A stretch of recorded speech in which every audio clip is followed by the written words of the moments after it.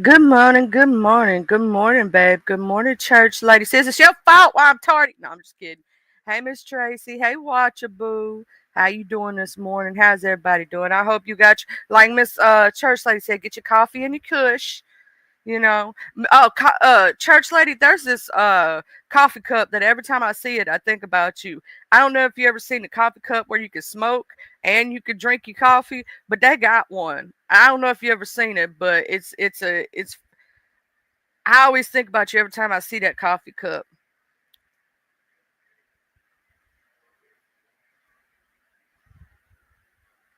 Let me see if I can find it. I'll show it to you right quick. They've literally got a yeah, there it is. Here's one. Let me show it to you. Every time I see one of these, I think about you, and I'm like, you know what? Church lady need one of these coffee mugs right here. She do. Hold on, let me show you. I'm gonna share screen right quick. You got to see this. Simple man, doobies and boobies. Like they got all different kind ones. See how you got your coffee and then you got your smoke right here? Yeah, they got all kind of ones for wake and bake. All you gotta do is look up wake and bake. I need to customize one of them and for the peoples. Oh, I like that prescription bottle looking one. That's cute. But yeah, they got the wake and bakes. That's what I call them, the wake and bakes. Want to get high with Mr. Tally? They need to put him on the thing. I'm sorry, I like Tally. Want to get high? I don't even smoke, but you know, all you gotta do is look up Wake and Bake. Yeah, they got a bunch of them. All you gotta do is look up coffee mug with a smoking bowl or Wake and Bake. I swear to God, every time I see one of them, I think about you. I'm like, yep, that's church lady. She can get both of her medicines at once. Good morning, Classy Cold. Good morning. Hey, free side to the best side. Every time I think about Freeside, I think about that song. To the west side is the good side. I think about Freeside though when I think about that. And Freeside, you be everywhere, child.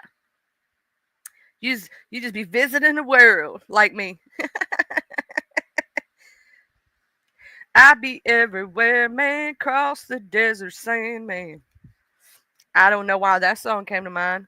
The other night I was over there with Big Rig Slaps and the Hood Table, and TC, and we was chilling and talking, and then Mr. Chad came up. Boy, we was talking all kind of shit. Y'all missed that one. That was a good one. We were talking about grown folk conversations. Now we consider grown folk. We can tell all the children stay out of grown folk conversations. When we was little, we hated hearing that shit. Now we can say it. Miss Parker, Miss Parker, how you doing, Miss Parker? Every time I hear your name, Bertie Mac's voice comes in my head. Every single time I see Miss Parker, I think of Bernie Mac. Every morning. Good morning, Kunshoot. Wait, Kunshoot up in here? Did I miss her? Did she come in like fast, Daddy? And came in so fast? Yes, she did. Good morning, Kunshoot. She came in here so fast, yeah. She was like, woo! I'm here. And I made a post on your post, cut and shoot, and you absolutely right. Here's the thing: a lot of people don't know what pagan is, and they think you're an atheist if you're a pagan. Pagans believe in gods if you don't believe in goddesses. Like, educate yourself. Knowledge is power. Like, it doesn't. I'm a Christian. I love God. Everybody knows that about me, right? But you don't see me judging anybody else based on anything. And secondly, it doesn't hurt you to learn things. Learn about other cultures, learn about other religions. Educate yourself, become well cultured, well educated, and use your wisdom and intelligence. Don't be no fool and be no dumbass. Shit. Church lady go to church. Church lady Christian, but don't mean she can't learn something new. I have studied a lot of different religions. I have studied a lot of different cultures, different things. You know what I'm saying? You got to study, learn something. Don't be no fool. Don't be no dumbass.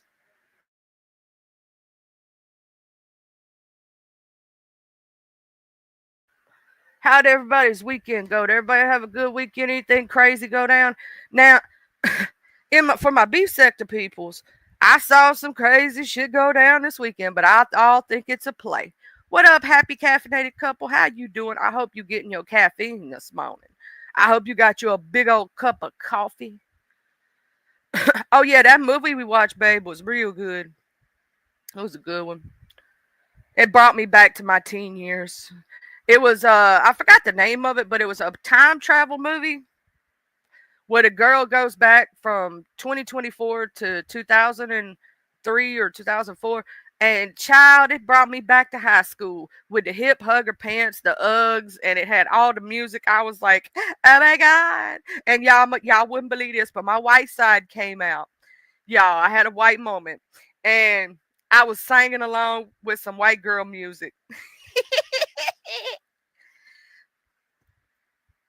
Yeah, I can't remember the name of that shit neither, but it's a brand new movie that just came out and it's on Netflix. Shit, I can't remember it. Let me go look up the name right quick. Time travel movie.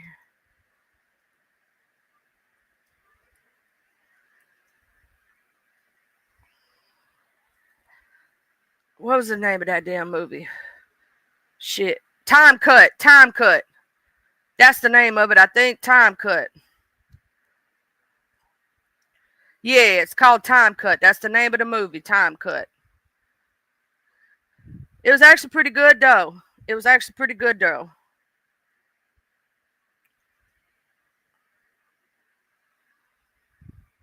If y'all ain't watched it, it's actually a pretty good movie. What up, D Ham? Blessings, blessings. How you doing? I hope everything all right. I hope you know I've been praying and I was saying affirmations over you, and I know it's gonna happen. It's called Time Cut. That's the name of it. If you ain't watched it, that's the name of the movie. It's called Time Cut. It's on Netflix. It's a good show. It's a good show. And it'll kind of make you miss your high school days if you in your mid to late 30s. Because for us, you know, in the 2000 era was our high school years, right? So if you in that age range, it's gonna make you miss those times. I'm gonna keep praying to him. I know God got you. I know God got you. If ain't nobody else got you, I know that he got you. And I know that he gonna bring you out of this. Between him and yourself. Because you ain't the type to stay down low for long. Life may try to beat you down, but I know you gonna come up swinging.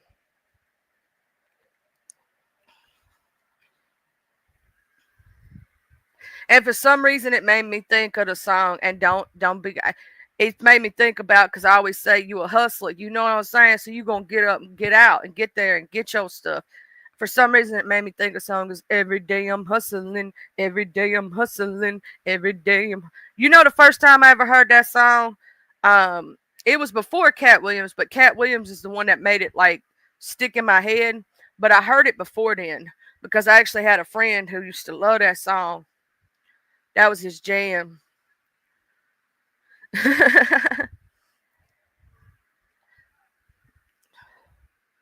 Yeah, I'm drinking my coffee this morning, get my caffeine in. Um, and Friday, I watched Fumble Friday to let you know. Watch it. I watched you and Mr. Fumble together. I just didn't drop down and chat, but I was there. I was just like half out of it, and you know how when you laying down in the bed and you listen to something, that's what I was doing. I was laying down in bed listening. You know what I mean? And so I was sitting there listening and all that. And over on the other side, it was a whole bunch of a nothing burger, in my opinion. Like, wah, wah, wah. Also, I saw that Watcher ain't got no strikes. What up under new management? Also, I think, and this is my personal opinion, I like everybody. Everybody knows that. I like everybody in this situation. But I think the Sour Patch Lemon Big Man TV debacle is all a play. It's the overplay for the underplay. I'm just saying. In my cooling voice, it's the overplay for the underplay, baby. Too many games being played. Shit.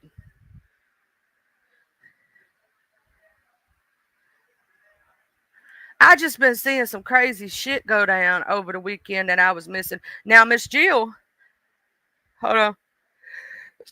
Miss Jill did the Family Feud thing, and they had a few hiccups. It was their first run through. Hiccups are gonna happen, right? But I know, but they had a fun time. That's what matters. Hold on, excuse me, y'all got to sneeze again. Excuse me. Whew. I actually was over there cutting shoot while you was listening to the music. I was just with my husband at the time. You know, Saturday is his day. Um, hey, Miss Candy Cane. I was over there at your block party. You know, you had your music going with all the different mashups and stuff. I was just spending time with the hubby because you know Saturday's his day. And this was the first Saturday since our dog got fixed that we got to spend a little time together. But I was there. I be listening. See, people don't know I be there when I be there. I just don't drop down if I'm busy doing something at the time. I gotta finish up that replay too. Happy Caffeinated, you not the only one. From yesterday's midday live that Watcher did. I forgot what I was doing, Watcher, but I was doing something. I tried to pop in, but I was doing something. I forgot what it was. Might have been the animals or something. Um, oh well, no, that happened during D&D. That's why, and that's why I was gonna watch it after. You know, I do D&D on Sunday. You know, we be doing our Geek and God Day, and I got to go back and rewatch that live. It was fun. I saw y'all having all the funs over there at Miss Jill's, Miss Candy Cane. I was over there. I was just in the bushes. I was in the bushes, child. I was in the bushes. I told Miss Jill I was going to be there regardless of support, and I was. I made sure I added that viewer count. I hit that like button. You know what I'm saying? I made sure that give that click, give that view. You know, even if you don't see me, sometimes I'm there. I just be busy. Now, if I'm not busy, you'll see me drop down chat. I'll be chatting to everybody, right? But if I'm busy, it's kind of hard because I'll be running around. And if y'all ever see me drop down chat, I don't say hey to you. I want y'all all to know that it is not me being rude or any of those things. It's literally I'm busy doing something. I just wanted the person that was streaming to know I was there and all that stuff. Sometimes I'll do that. I'll drop down and say hey, but y'all don't see me say hey to everybody. You know what I mean?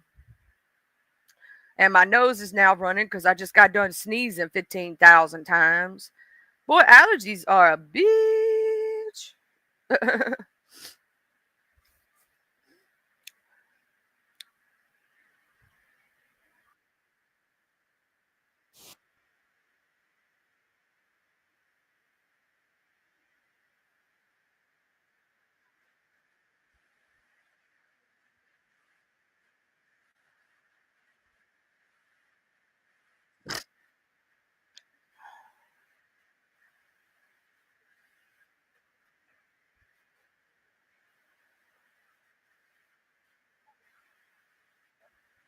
Lord, dude, Jesus, church lady. Good morning, way up, dude. Good morning. You ever notice that after you sneeze a couple times, your nose start running a little bit, then it'll dry up eventually, but because you sneezed, and I sneeze just about every morning. Um, it's like a ritual almost. Swear to God, you know when allergy season comes in because I start sneezing, and it's about that time because fall's fixing to hit. And I'm gonna tell you, the two seasons that bother most people with allergies are spring and fall. We get it a little bit in the summer, a little bit in the winter, but spring and fall, oh baby, mine flares up early in the morning, church lady. early in the morning, every morning. Then I'm chill for the rest of the day, but early in the morning, I don't know what it is. And I don't know this, but have y'all ever sneezed because you out in the sun? I be out in the sun and just be sneezing like a mofo. But no, the beef sector, I've been watching a little bit going on that. I've been watching in the other sectors. Hey Jane, not that Jane, the best Jane, the only Jane that ever was, ever will be. You make sure you have fun with your puppies on your morning hike. Okay? Watch out for crazies. Watch out for crazies. Y'all all gotta watch out for the crazy folk. Don't let no crazy folk, bother you. That's why you gotta tase a bitch sometimes. Get you a taser. I'm just saying. Did y'all know that they created walking sticks that have that in it? And it's also got a pull-out handle with a knife in it? Hell yeah. I'm getting me one of them bitches. 9,000 volts? Hell yeah. I'll put it through your damn body. That is true, Miss Jane. I am too. Hey, let's form a club. The Crazy Folk Club. That's right. That's right, Mr. Way Up Dude. Your Yorkie makes you sneezy, but it's worth it. Take a pill, let the party begin. Shit, that's what they made allergy medications for. I ain't getting rid of my dogs. Screw you. I'll take an allergy pill.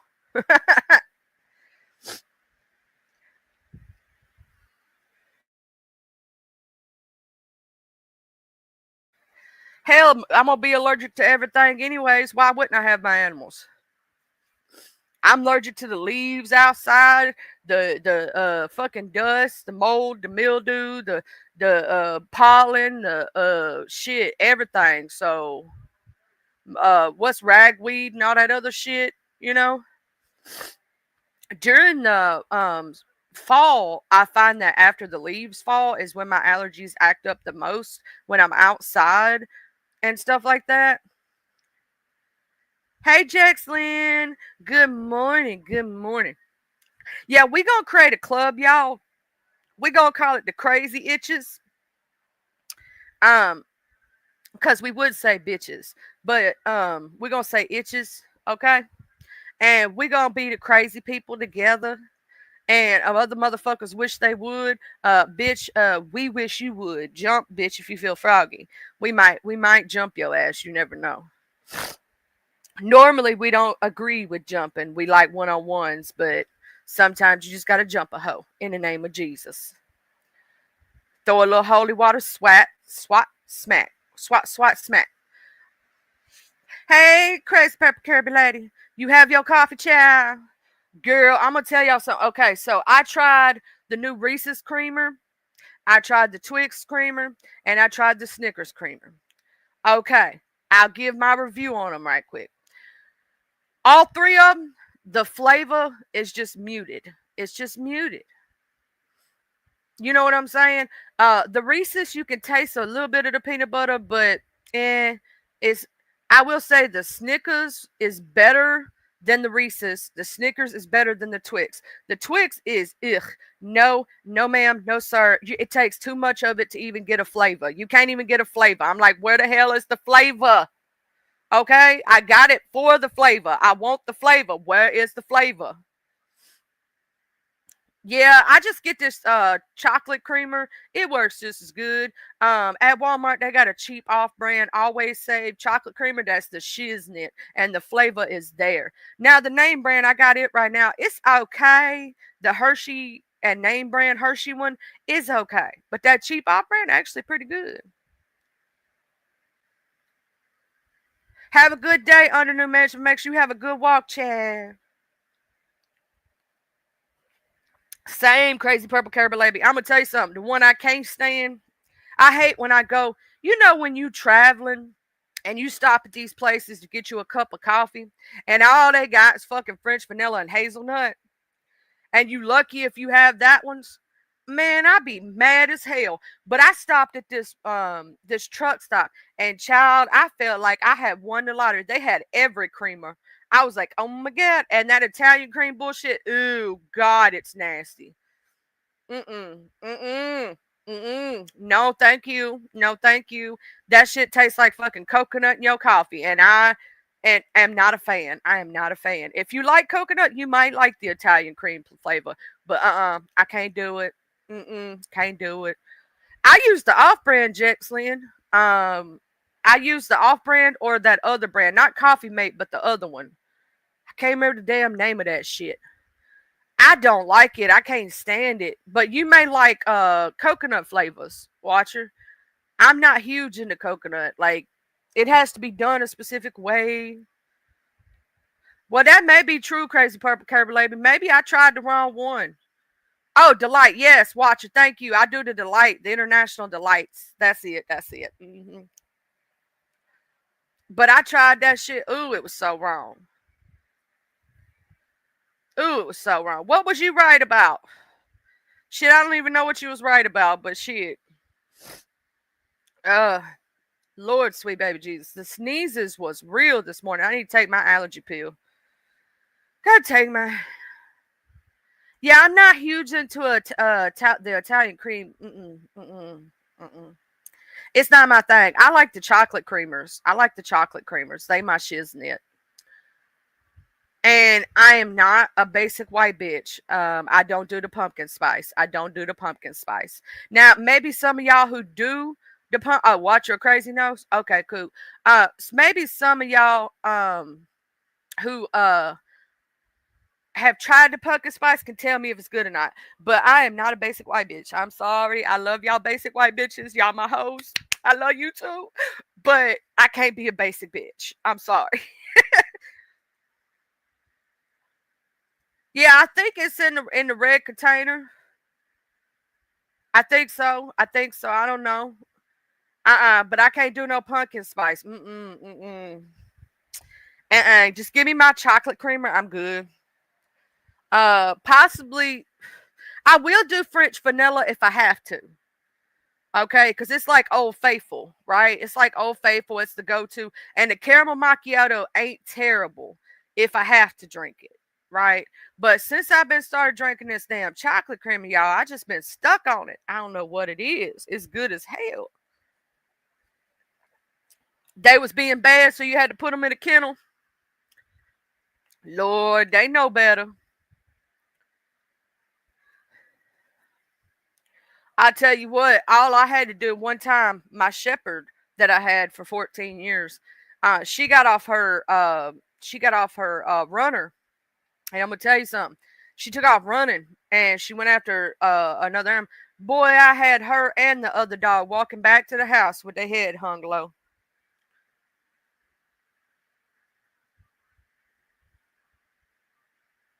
With their head hung low.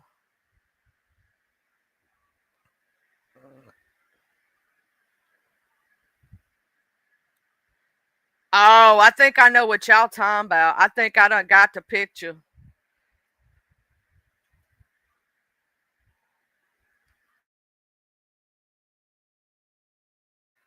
I'll tell you what you can do is try to get her to lay down and put a clock by her with the sound of a tick tick. That sometimes helps. I don't know.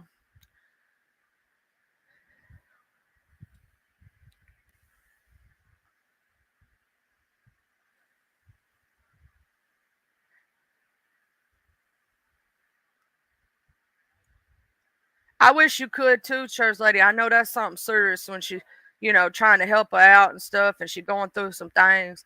Yeah, I'm not huge into like vanilla floats or ice cream floats or anything like that. I don't do cream sodas. I don't. I just I'm not good into that shit. I am not into that shit. That is not my juice. I don't even know. I ain't went over there to watch.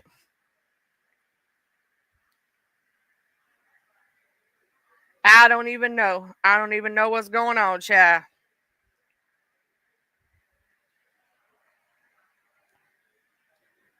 I don't even know what we talking about, crazy purple curvy lady. Oh, I think they are. I think that's what they talking about. I think so. That's what I'm gathering. That's what I'm gathering. Hey, racist stars, love. I'm gathering information. Because sometimes you got to read between the lines.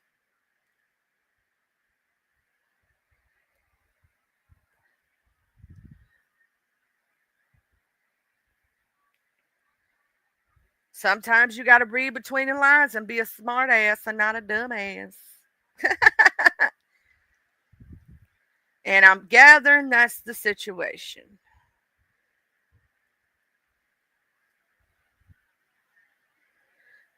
It's always the overplay for the underplay. Haven't y'all figured that out now? Most of these people running plays for content. It just is what it is.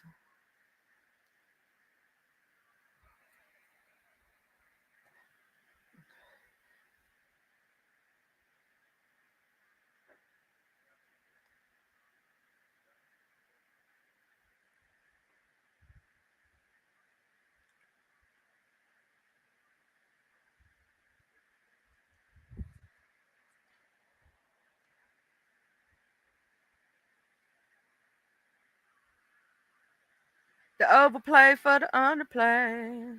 Okay, girl, because I have no idea what's going on. I'm shit. Up to you, boo, if you want to come up. If you don't, you don't have to. If you want to do it on your channel, do it up on yours. Whatever you want to do. It's your choice, baby. You know I open my platform for you. I always will. Hell, I don't know what the hell going on. I'm confused and frustrated. I need somebody to tell me, child. I gotta make sure I pin that link at the top though, so I don't forget to do that. It kills me that some folks don't know how to pin the link. It's real easy. But I mean, if you're new and starting out, I get it.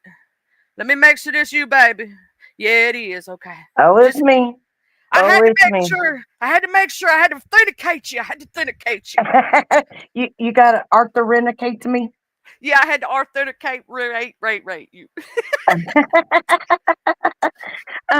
No. So, anyways, last night, uh, apparently JT was back on Angel's panel, and Mm, so, when the whole fallout happened in the beginning, I made the comment that hey, this could all be a a play. play, you know, or it could be a legit spat or whatever.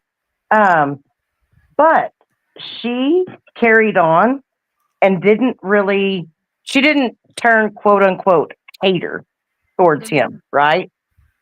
So while he did his thing and kind of threw some shit at her, she didn't really come back at any of that to keep it going. And she went on about her merry way, doing her content, doing her stuff.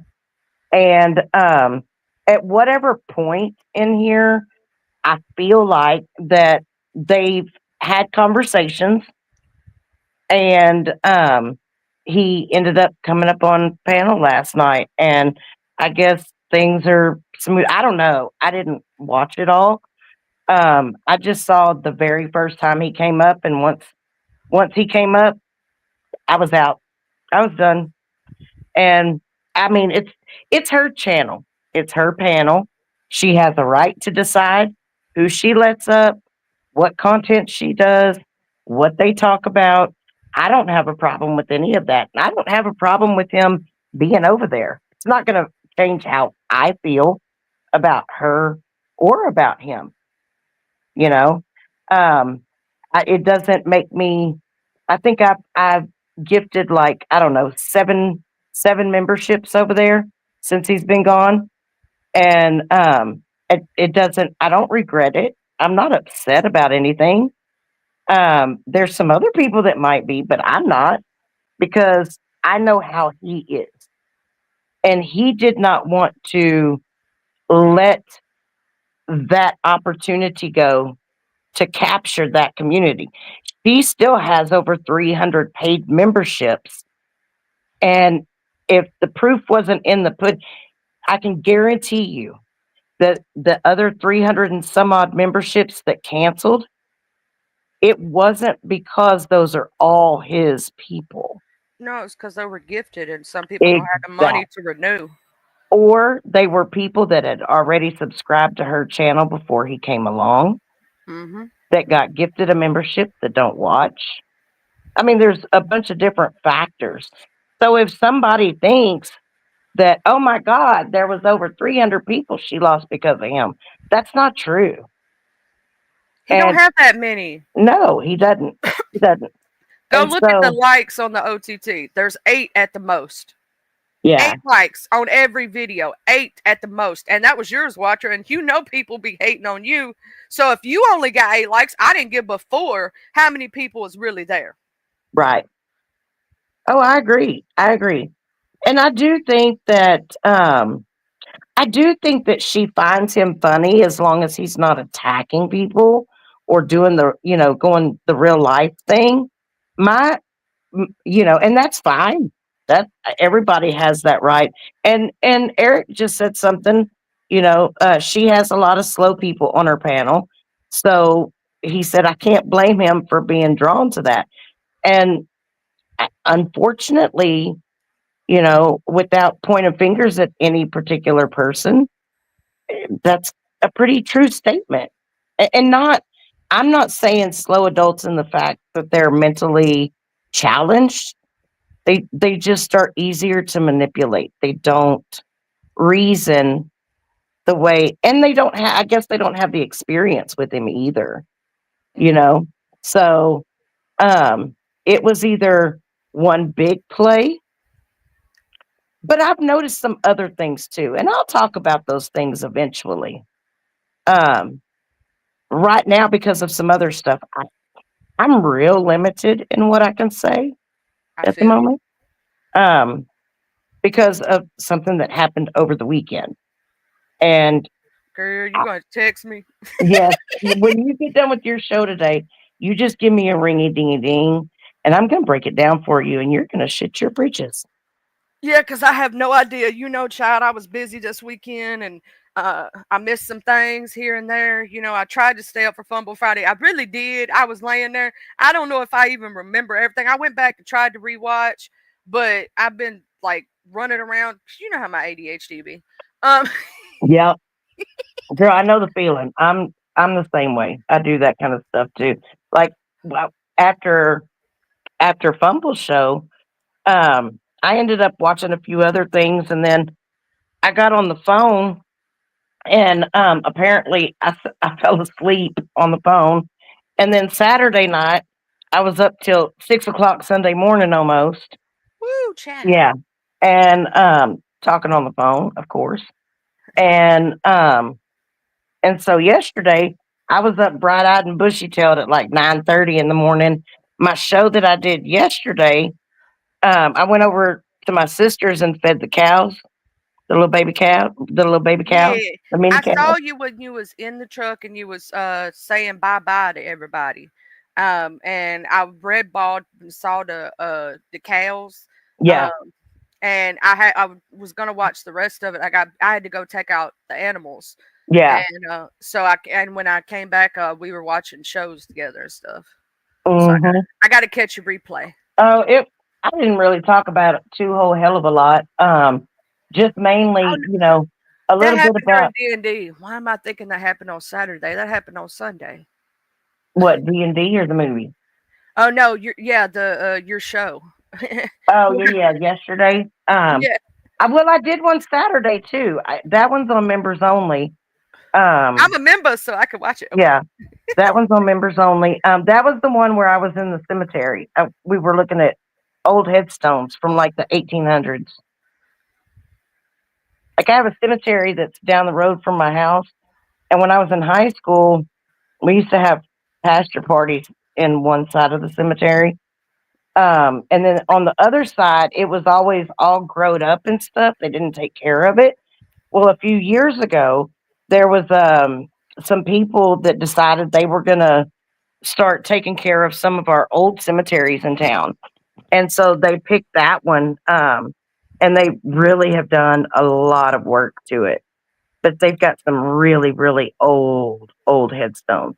And that stuff intrigues me, you know, Hey, like, Crazy Brad, how much time? And there are videos of people who go around cleaning headstones. uh, We have an old somebody actually went and cleaned my grandfather and my great uncles because this dude specifically cleans veterans headstones, and my great uncle is highly decorated. When I say highly decorated, he was mhm, in like 2 or 3 wars.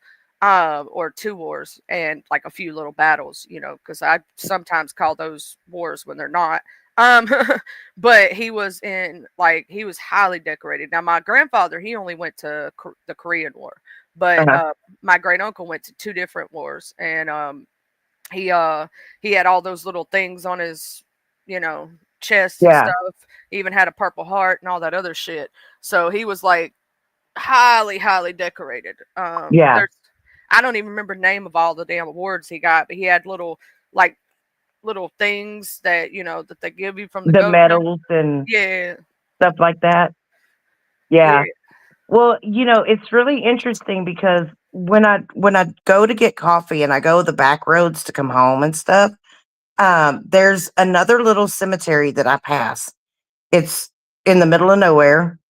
It you wouldn't like if you didn't know it was there, you would miss it. And I haven't had a chance yet to get out and go look and see like what's what over there.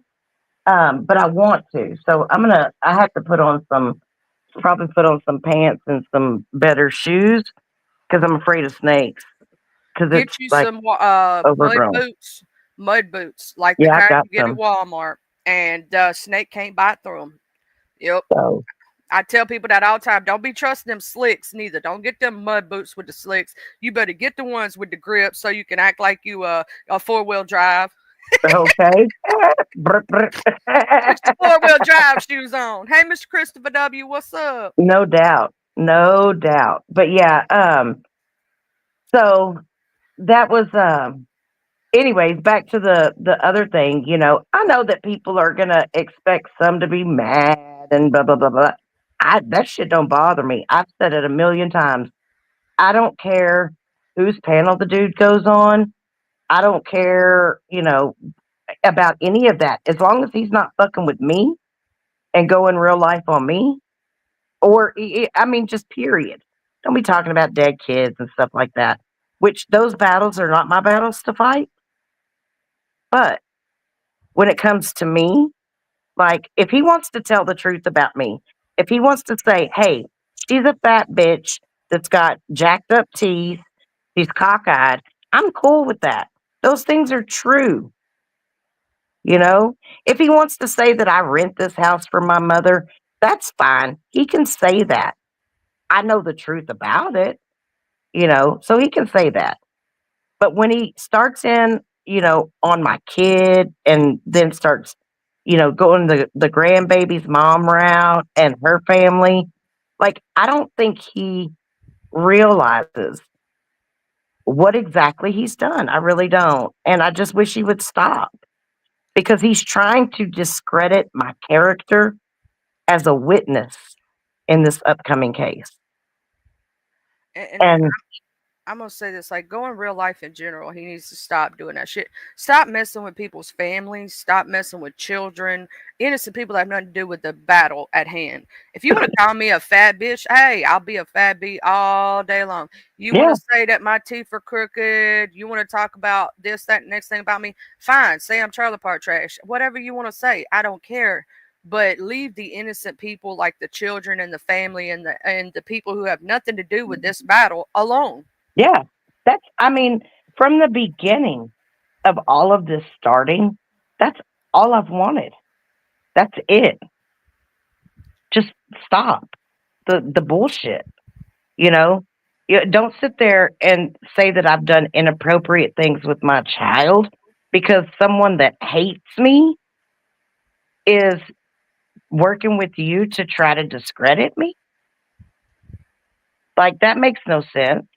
And then scream and cry and throw a fit, when I even question anything about them and want to serve me some bunk ass, illegitimate ass cease and desist bullshit. All they were trying to do is get that to work for YouTube to see if they could counter that copyright strike And that and is my not how counter. you do it. That is, I have a best friend who's done this. I know how to do these things, right? That is not how you fight a strike Mm-mm. at Nope, all. A cease and assist does not work. You're supposed to go to federal court. that's right. Yeah, I mean, they legally have to file suit against me to win one of those. Or there's another option, but I'm not going to say that out loud. Um, Yeah, but don't tell there nobody. is another option, and it hasn't ever been done, and I doubt very seriously that they'll do it. But then again, I don't know. I guess they fear me so much that they spent money to have me serve some false ass cease and desist bullshit. And they know it's false. And they Hmm. know, here's the thing, they also know that if you lie in legal documentations, Mm. and it is also, it proves a point, um, and it proves harassment and bullying on you, that you're using a legal documentation to try to intimidate someone, to try to blackmail someone, to try to harass and bully someone. Literally, you're proving the point of what you're trying to fight against, which makes no sense to me. And to lie and slander and defame someone, um you literally just give people the ammunition to take, if they chose to, and a lot of people won't, because they don't want to waste the time and energy to try to go to court with you to win 5,000, 10,000, whatever amount of money. You know what I'm saying? And I know somebody who's actually done that successfully, to someone else, successfully, got them a judgment for $5,000 successfully. Oh, I don't want their money. Nobody, I'm going for something different. I don't uh, want their money. well, yeah, That's blood money. you got all the information you need now, and Yeah. that's what they don't understand. They handed it to you on a silver platter. Yes, they did. Yes, they did. And I know that sometimes people get so focused on the monetary aspect of things. That's not what I'm going for.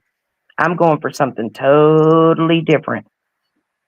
It's still going to require that it's probably going to require some things that they don't want to give up, but I'm going to and will I accomplish my goal? I have no idea. I really don't.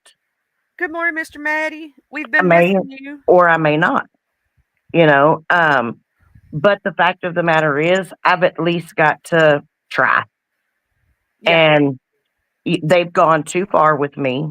They After this past weekend, they crossed the line. They there's absolutely crossed the line.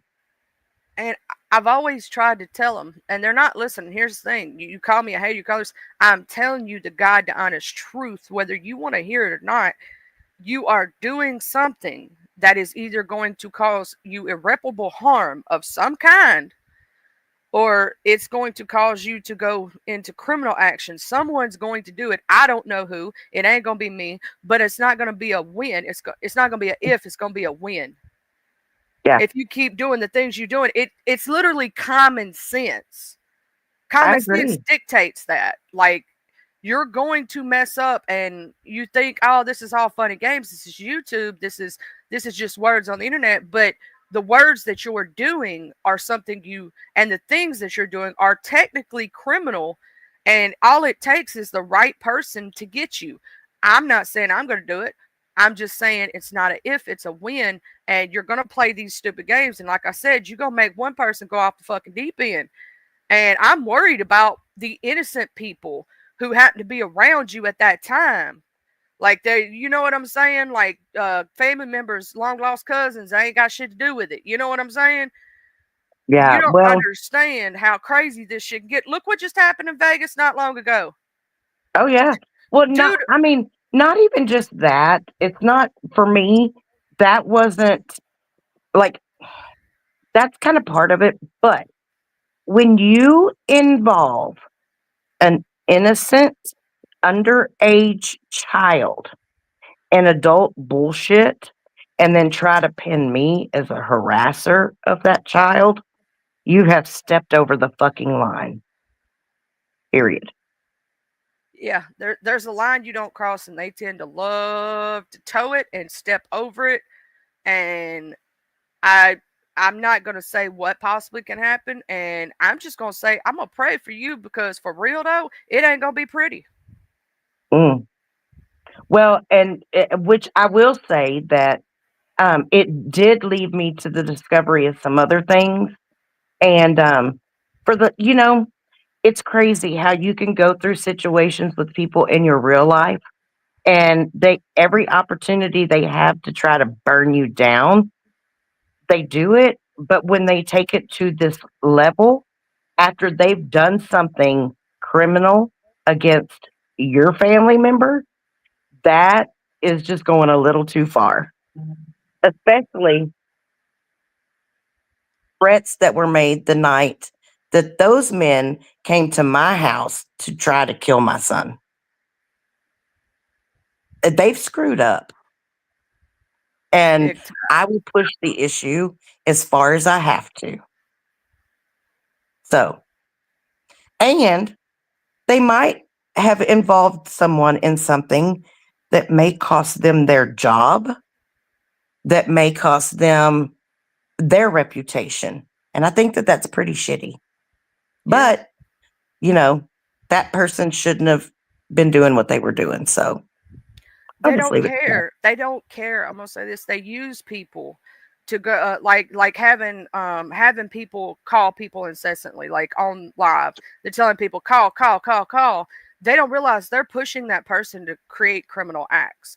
Telling someone to defraud the government or so on and so forth. I'm just talking about things that happen online right now, right? Mm-hmm. In general. And you're pushing people to break the law for you. Do you understand that you're also liable? Hmm. But like I said, I don't want money. I don't need their money if they even have any money. I doubt it. You know, that's not what I'm after here. They're living just like all the rest of us are, making it one day at a time, just like putting their pants on one day at a time, just like everybody else. You're not above anybody. And I'm not saying you're below anybody, right? But what I am saying is you can't pretend to be better than everybody when you're doing worse. If you're doing so good, why would you be down here with us little people? That's all I'm saying. Hmm. Word. Yeah. So I mean, it's just gotten way out of hand. It really has. And I'm not throwing a fit. I'm not whining about it. I'm not crying about it. I'm just simply stating at this point, it's for me, it's gone too far. So it's gone way too far. They need to stop while they're ahead. Just FYI. No, I mean, at this point, what's been done is what's been done. They probably should stop for themselves. But if they don't want to, feel free. Do what you got to do, people are free to make choices. They're not free of the consequences that come from those choices, good or bad. True. Oh That's the yeah, way that I look at it. facts right here. You make you preach it to the choir. My hands are in the air. Um, Okay. and I'll say this: I don't care. I'm like you when you were talking about him going up on other people's pedals. I don't care about that stuff. Just leave my child the fuck Uh-huh. alone. Leave my Yeah. kid and leave my family the fuck alone. Talk about me. You can call me a fat bitch. I don't give a fuck. Say I Right. say I'm uneducated. Lie about that. That's fine. Say I'm a dumb hillbilly redneck. I don't give a fuck. Say I live in a abandoned trailer. I don't give a fuck. But leave the innocent people alone. Right. If you want to do a back and forth, we could have a funny moment and build both of our channels off each other's backs if you want to. I'm cool with that. You know Yeah. what I'm saying? But because that's what the beef sector way is. That's what the beef sector is. But you don't go past a certain line and y'all keep crossing it because you can't take words. You can't beef. You don't know how to make a funny about somebody else. If you did, you wouldn't have to go as far as you do because you don't see me doing that. Yeah. You don't see Watcher really doing that. You don't see Fumble really doing that. And they could. Here's the thing all these people in this chat have been hurt, right? Could go really far, but they choose not to stoop down to that motherfucking level because they're not as evil and awful people. Now, could we do it? because we've been fucked with so much. Because you can't tell us after you don't fuck with us, went real life, that we can't do it back. You're fucking lying. Because here's the thing. All people have to do, if you try to even so much as take anybody to court or do anything, is show what the fuck you've done. Mm-hmm. Yep. So, but I think also too, it proves, that Ooh, watch your boo, your sound went out, baby. I think somebody done called her phone, y'all. I think somebody done called her phone. Something done happened. Ooh, you on the elliptical machine, Miss Catherine? That's right, Miss Beth. I think something happened to Watch's phone. It'll probably drop her in a minute. She probably got a phone call. She'll come back. Oh, yeah. Let me drop the other one right. Whoop. Oh, it did. It went ahead and dropped you. Sorry about that. My I knew bad. it was a phone call, wasn't it, girl? Well, no, actually, I was trying to move back over to where it's just you and I and Yeah. not the chat on the side. And I hit the back button. And so when I hit if you swipe that way on my screen, it Yeah. goes backwards. And then yeah. And I think that, It took you out this world. yeah, it did. It took me out this world and put me somewhere else. So I had to come back. But yeah, um, it's kind of comical in a sense that you have somebody that gets so butthurt over words, that they can't handle, that they feel that, going real life is the first thing to jump to, or doxing is the first thing to jump to, or my life is an open book. Like I don't care what people know about my life, I'm not ashamed of a damn thing. Exactly. My story and the things that I go through or have been through made me who I am, right? And I wouldn't be the Charlie that people love if I wasn't a loving person and hadn't have been through some of the shit I've been through. Was I poor in the past? Hell yeah. I was dirt poor, motherfucker. And I made sure my kid had everything he ever fucking needed. I may have went around with some old ass clothes or went to the thrift store to get my shit or the yard sale. But my kid didn't. He had new clothes on his back every damn time, new shoes on his feet. And I ain't ashamed of a struggle I ever went through. Yeah. Because I made it, motherfucker. I lived through it. And I bet you 101 if this world goes to shit, I could go plant me. Speaking of which, I got to put my garden up and show y'all, man. It's crazy how tall them damn plants are. I got pepper plants almost up to higher than my waist. What? Yes, girl. I'm talking about like these pepper plants. Like I'm almost 5'7". I'm 5'6.5", and my damn pepper plants are up to my where my waist is, up to where my boobs, right under my boobs. Them ain't no small ass plants. You know what I'm saying? Them 4-foot plants. Like I'm like, damn, them motherfuckers was growing good. Okay, no doubt. Well, that's my elephant ears that I planted on my birthday. Those suckers are getting huge. Ain't it crazy how fast they grow? It is. It is. And I really need to find me a good spot to put them where they'll really flourish, because they don't do the best in pots. No, they don't. My mom had some. I'm gonna tell you my favorite plant because my mom used to grow them. There's two of them. And it's just because my mom grew them my whole life. Those hanging plants that vine out.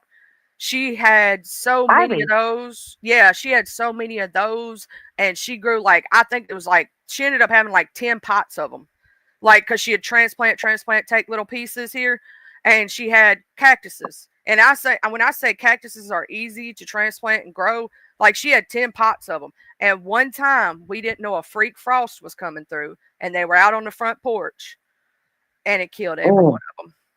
And they didn't come back? Sad. No, they didn't. Wow. I was so sad. My mom has an ivy plant that she got a clipping from my grandmother, and my grandmother has been passed away since 1999, I think. 99 or 2000, somewhere in there. Anyways, and she got it from her, way before that, at least 10 years before that. So she's had this one ivy plant for over 30 years or better. craziness. It was just enough to where it put them into so much shock that even though she tried to save them, she really did. She Yeah. tried, and it shocked their system entirely too much. And even the cacti didn't make it. And usually they can come back, Yeah. and that's the one that killed me because like the hanging plants, yeah, I could see those. That does happen, because they're very fickle. But the cacti usually does, and it took them out, and I was so sad because my mom had spent years growing them, and we were always super careful, about bringing them in before the first frost and keeping them in the house when it was, Mhm. too cold, and and for all that hard work that she did to go down the drain, that Oh, kind yeah. of that was a little hurtful. But I'm gonna say this: if you can't take words on the internet and you're not a strong individual, do not become a CC for one. Maybe take a step back from the internet. Like some of these people I see, and I see them on the community call going crazy about words over the internet. If the words over the internet affect your daily life, your real life, to the point that you are depressed and you're going to mental breakdown mode, you don't need to be on here. You're not strong enough. Don't do it. It's not worth it. Your life and your mental health and your daily is way more important than you sitting there not being able to function and have normal life. Because here's the thing, they've said what they've said. Am I depressed? No. Am I sad? No. Do I get upset about some things? Yes. I'm a human being. I have feelings. You know what I'm Right. saying? But I don't let it affect me to the point that it disrupts my daily life. If that ever was to start happening to me and I wasn't that mentally strong, I would walk the hell away. Yeah. Yeah. And, there's nothing wrong with recognizing that you don't have the mental or emotional wherewithal to deal with something and to walk away from it. There's nothing wrong with that at all. And I don't know why in this particular um, forum, I guess, that people feel like that's a sign of weakness. It's not. I think what some people do get upset about is that, um, you'll find that there are people that will, uh, I call it throw a stick and hide your hand. I call They'll it throw throwing a stick, stones. yeah, or throw a stone, hide your hand, whatever. They'll do that kind of thing and they'll run off and they'll hide and they'll wait until the dust settles and everything is seemingly clear and then come bebopping in again to create more discord or, fighting or whatever, or so that somebody else handles the bulk of what's going on while they sit back and watch. I'm gonna And stand in the paint and I ain't gonna throw stones and hide hands. If I did something, I'm gonna tell you I fucking did it. yeah, and I mean it's there's a lot of game playing that goes on with this, and unfortunately, if people get caught up in things that he can't handle, Well, see, it's and like, here's the thing, a lot of us, some people are innocent in this fact. Some of us are not, and we have to admit our bullshit. Like, I'm yeah, not innocent in the fact that I cussed his ass out first. I admit it. I did it. And what? I didn't go real life on him though. He could have kept it on regular shit like I did, but he can't handle that. But right, I ain't never gonna sit there and say that he started with me first. He right, didn't. I did. I've always took credit for my shit. And I stand in my ish. If you do something, stand in your ish. And if you don't like something somebody says, there's very simple as such thing as called unsubscribe, don't watch. exactly, exactly. And I don't. There's some other things that I just don't understand about this medium. Like if, for example, let's say that I come to your chat damn near every day, right? Yep. If there's somebody that comes into your chat that I can't stand, why would I stop supporting you because of that person? Facts. Like, People have done that to me. People have just walked away from me because they didn't like somebody that was in my chat. right. which is For, bullshit. for me, I would rather, block that person or ignore them and continue on with what I was doing.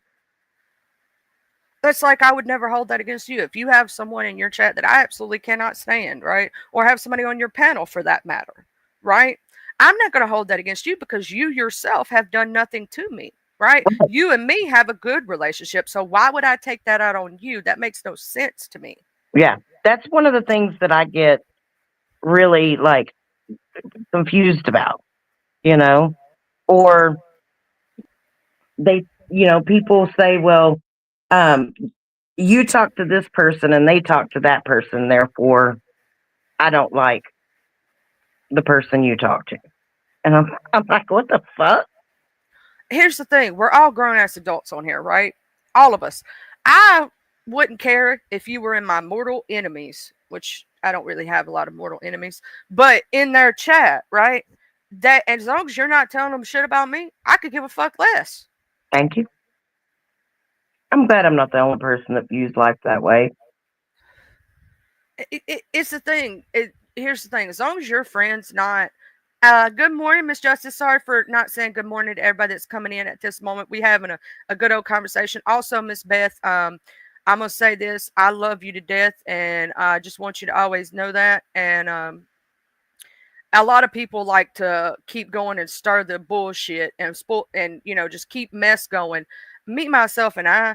If I have, like, let's say you've seen me watch you do this. Somebody says something and it's something that I want to clear my name about, I'm gonna speak, right? But I'm not gonna keep on going. And if they're in an argumentative mood, I'm not going to poke the bear. I'm gonna say what I gotta say and I'm gonna walk the fuck away. That's what I'm gonna do. Before we both get angry and say some shit we don't mean to each other. Like if we got into a fight, Watcher, right? Me and you got into a little spat or something, and you said something that, or like you said, I was gonna strike your channel, right? I'd come in and say, I'm not gonna do that. I just want you to know that, and then I'd walk away. That's it. Simple. Simply say the point without being like pushing someone to be argumentative or poking at somebody or saying some underhanded shit. And before I get too angry, I'm gonna walk the fuck away. So I don't say something I don't mean, because in the moment when you're mad, you're gonna say a lot of shit that you're not really wanting to say, or if you are wanting to say it, it may not be the correct time to say it. What you do, I'm gonna say this, just my personal opinion. If you're a content creator specifically, or if you're an audience member and you want to say something, somebody's got a good panel that's not gonna let you get bum rushed or all this other shit like me.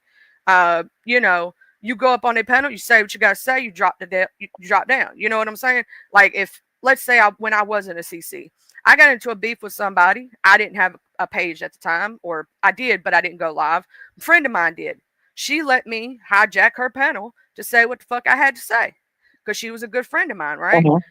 And she still is to this day. But like I said what I had to say, I moved the fuck on. Life's too short to hold on to grudges and hold on to bullshit, in my personal opinion. As long as you ain't really like went real life on me or fuck with my family, I can either live with you or live without you. If I don't like you, I'm just gonna unsubscribe and not watch. Point blank period. Yeah. I go watch something else. Or if I do watch you, I'm going, child. Yeah.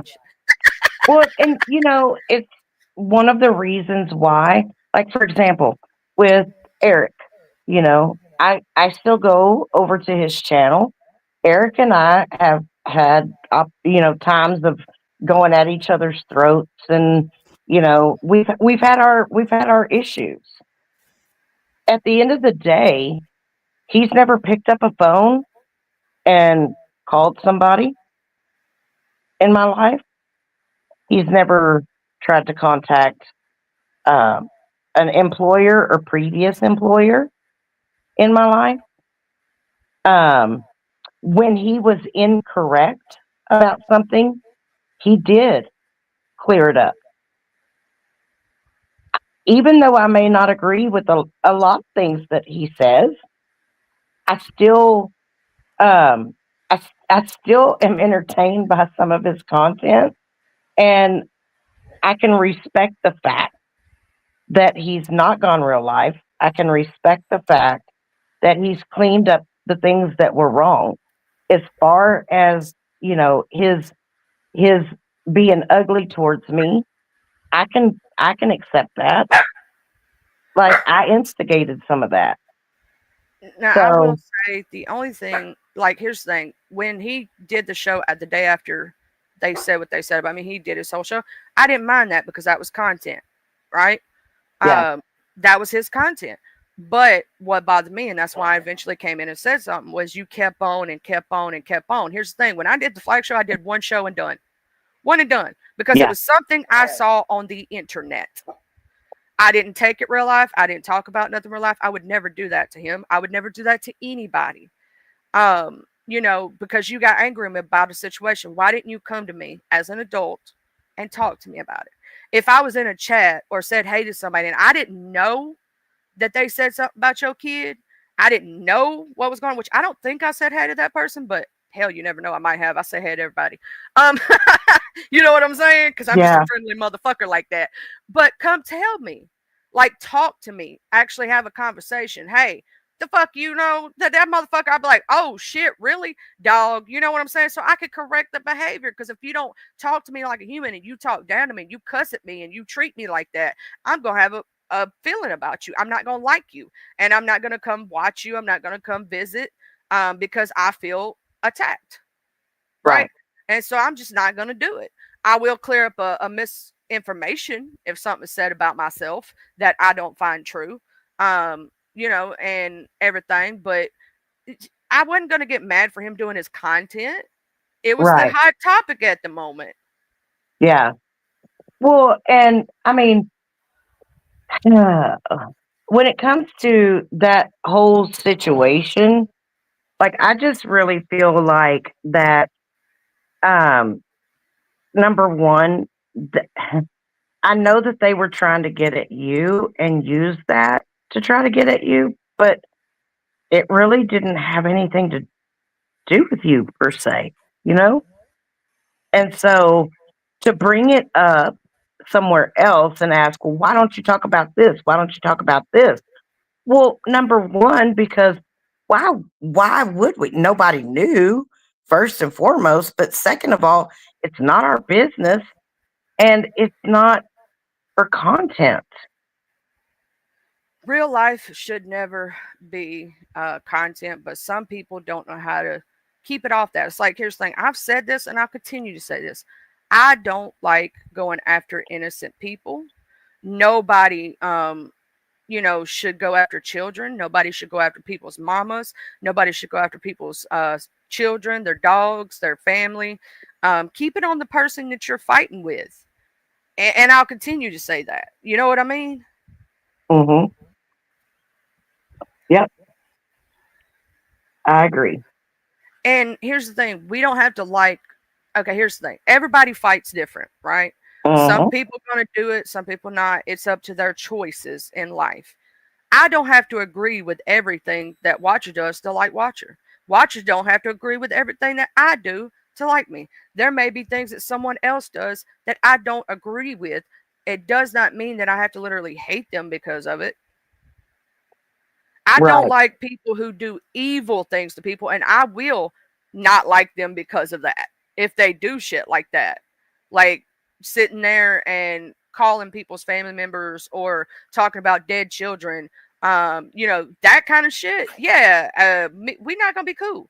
Calling CPS on people, because here's the thing about those kind of games: you're not hurting the adult you're trying to hurt. You're hurting the innocent kids, and they got shit to do with it.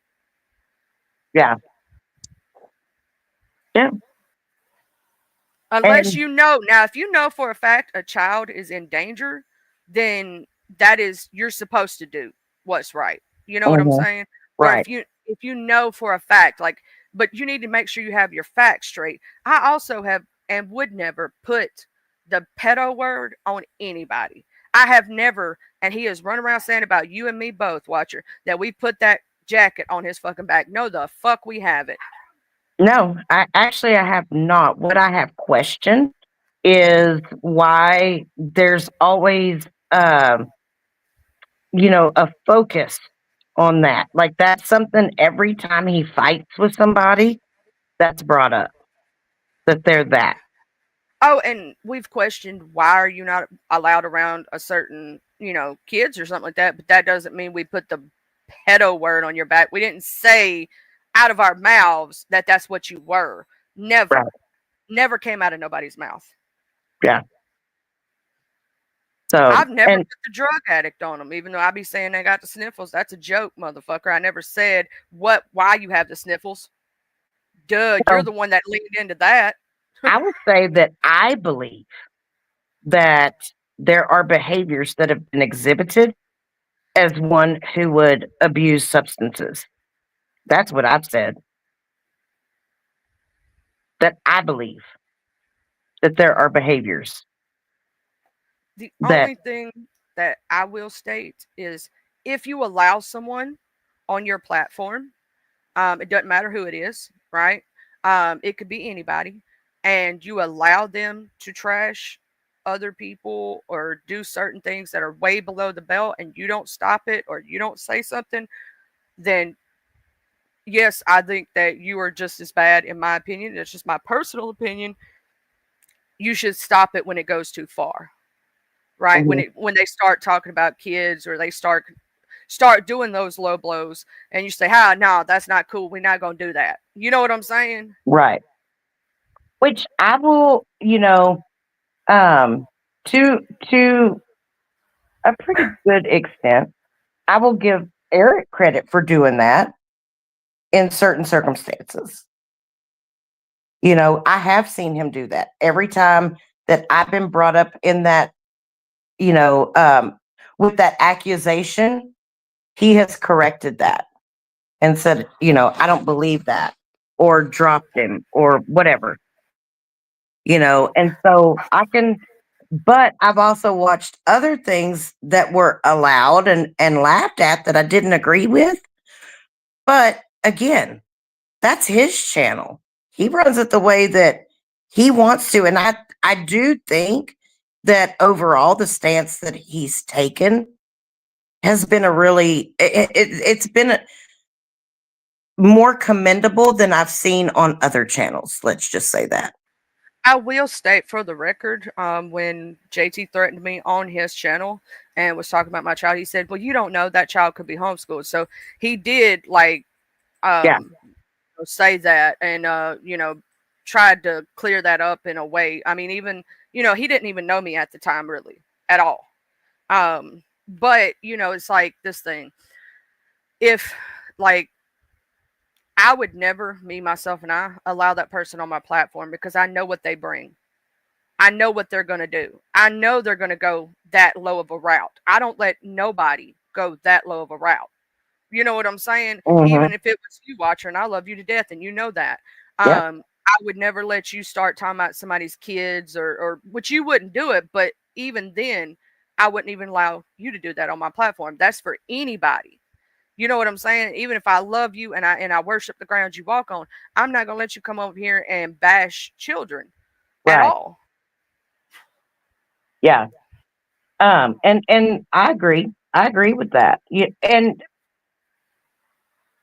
if somebody really respects you and respects what you're doing, or whatever, they should have the common courtesy not to do those things. But Facts. you can tell a lot about how a person feels about you or what their thoughts are, their perspective of you is by the way that they handle things in your quote unquote house, you know? Um, I a long time ago would have gone into anyone's chat, and if I had a problem with somebody, I'd have ripped ass. I didn't care. But then once I started, really doing stuff on my own channel, it became more evident to me that that's probably not the best thing to do because I don't want people doing that at mine. Yep. So why am I going to go be disrespectful and, you know, cause that kind of bullshit for someone else? Well, see, that's like if let's say I was in your chat and me and somebody we didn't like each other, we didn't say eye to eye. Like I'm either going to ignore them or just do a blanket, hey, because I'm a moderator for you, so I'm going to literally say hey to everyone who enters that building. Yeah.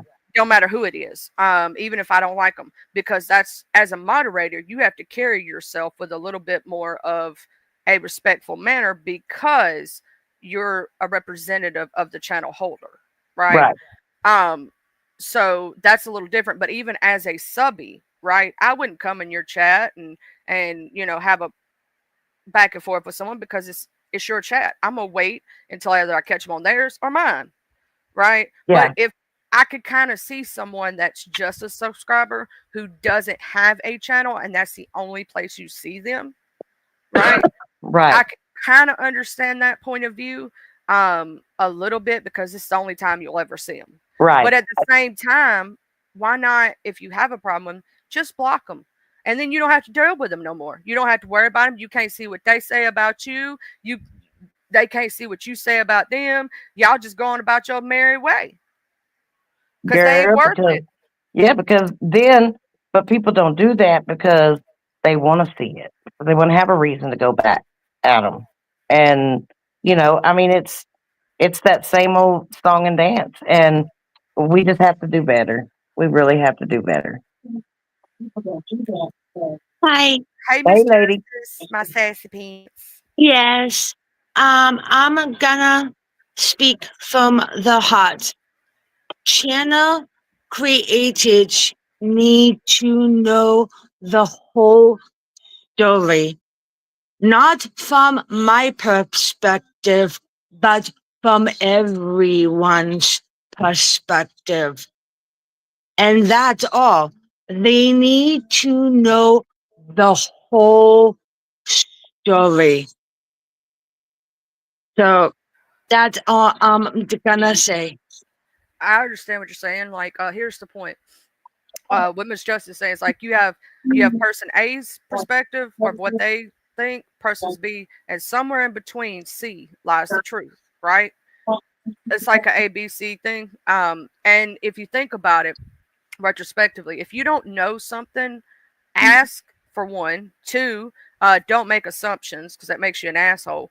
And three, if you don't know the full story, maybe don't speak on it because you're going to sound like the ass because you're going to get things wrong because you Yeah. don't know. Absolutely.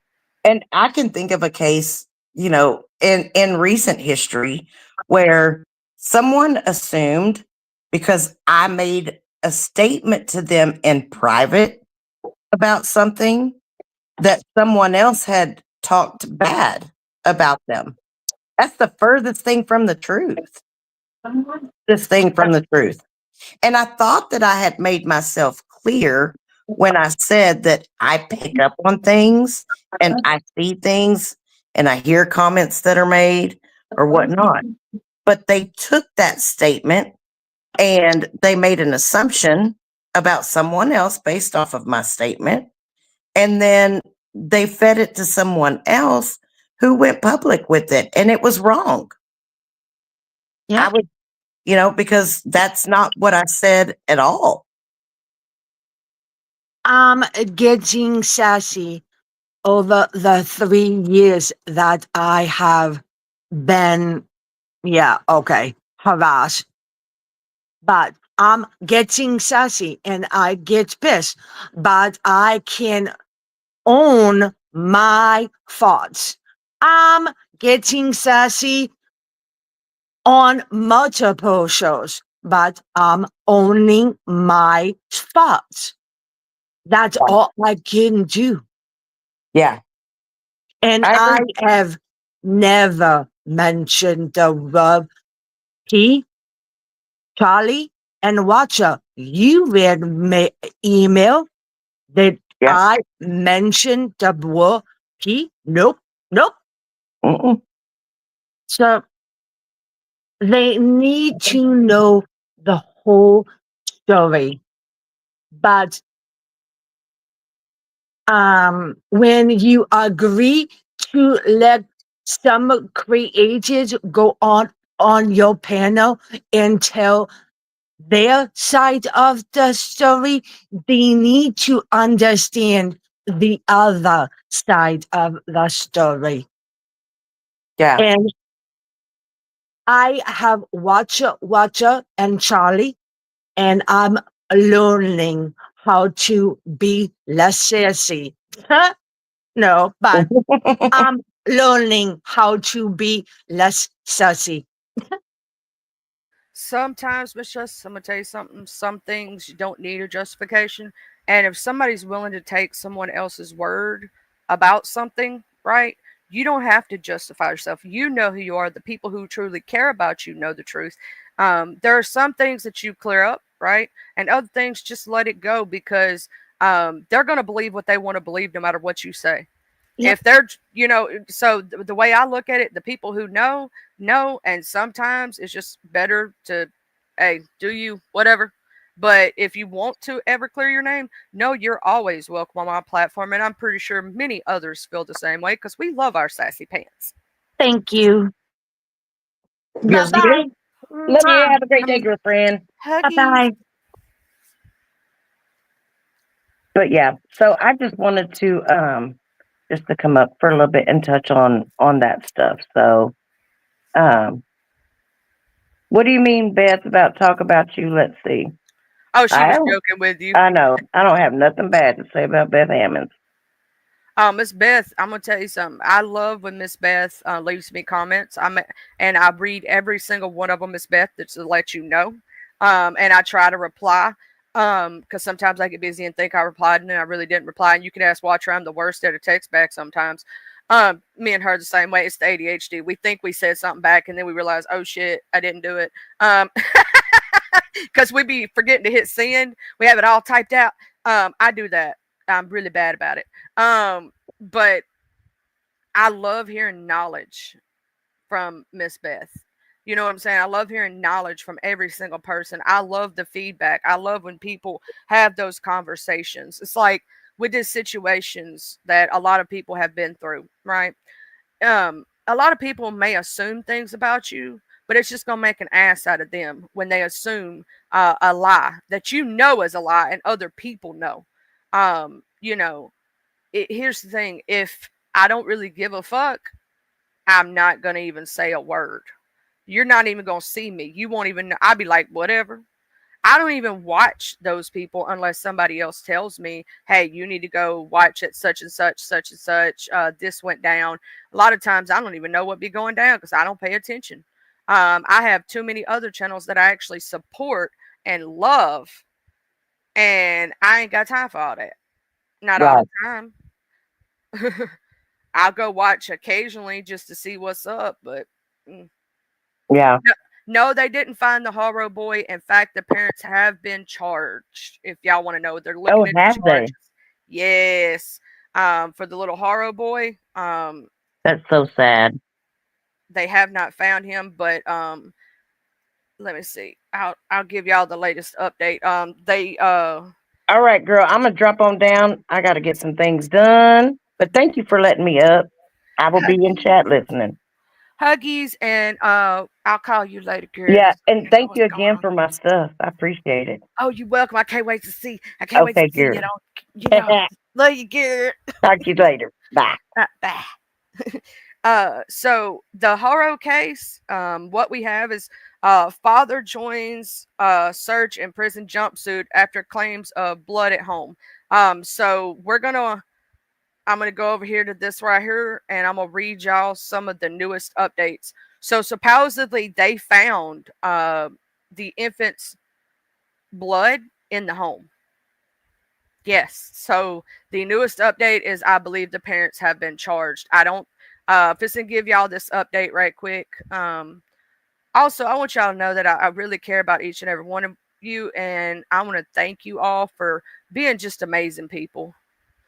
I know I ain't got to, but I want you to know you appreciate it.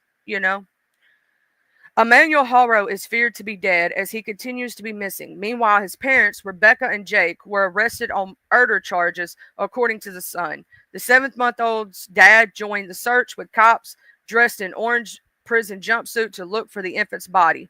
Both Jake and Rebecca were arrested more than a week after the mother claimed that her son was snatched in a parking lot. Following an alleged sighting of Emmanuel, the police revealed the tragic update that they fear the infant is dead. An investigation continues to look for Emmanuel's body. A video obtained by RMG News showed that his father was in an orange prison coveralls. Jake, along with the police, was looking through an area near the 60 freeway in Moreno Valley, California, which is home to several canyons and mountains ranges, as reported by The Sun. The search team also included cadaver dogs to look for the baby, but he remains missing. August 24th, 2025, this afternoon, a search for Emmanuel Haro was conducted on the westbound shoulder of the 60 freeway near Gilliman Springs Road in Moreno Valley. Investigators were assisted by cadaver dogs. Jake Haro was at the location with detectives. The search has, it's still ongoing for the baby. The police have not yet revealed why they are looking through this particular area of land. The search following chilling discoveries inside the Haro family Cabanza home, located about 90 miles from Los Angeles. A source claimed that there was blood, as reported by News Nation. Emmanuel's pictures and his clothes reportedly were also removed. Moreover, the host of the Seriously podcast, Annie Ellis, told News Nation that the floorboards that potentially had blood on them were also removed from their home. She also alleged that the rest of the family members had not seen Emmanuel for around a month. So this baby could have been missing more than a month. Emmanuel Haro's parents arrested on murder charges.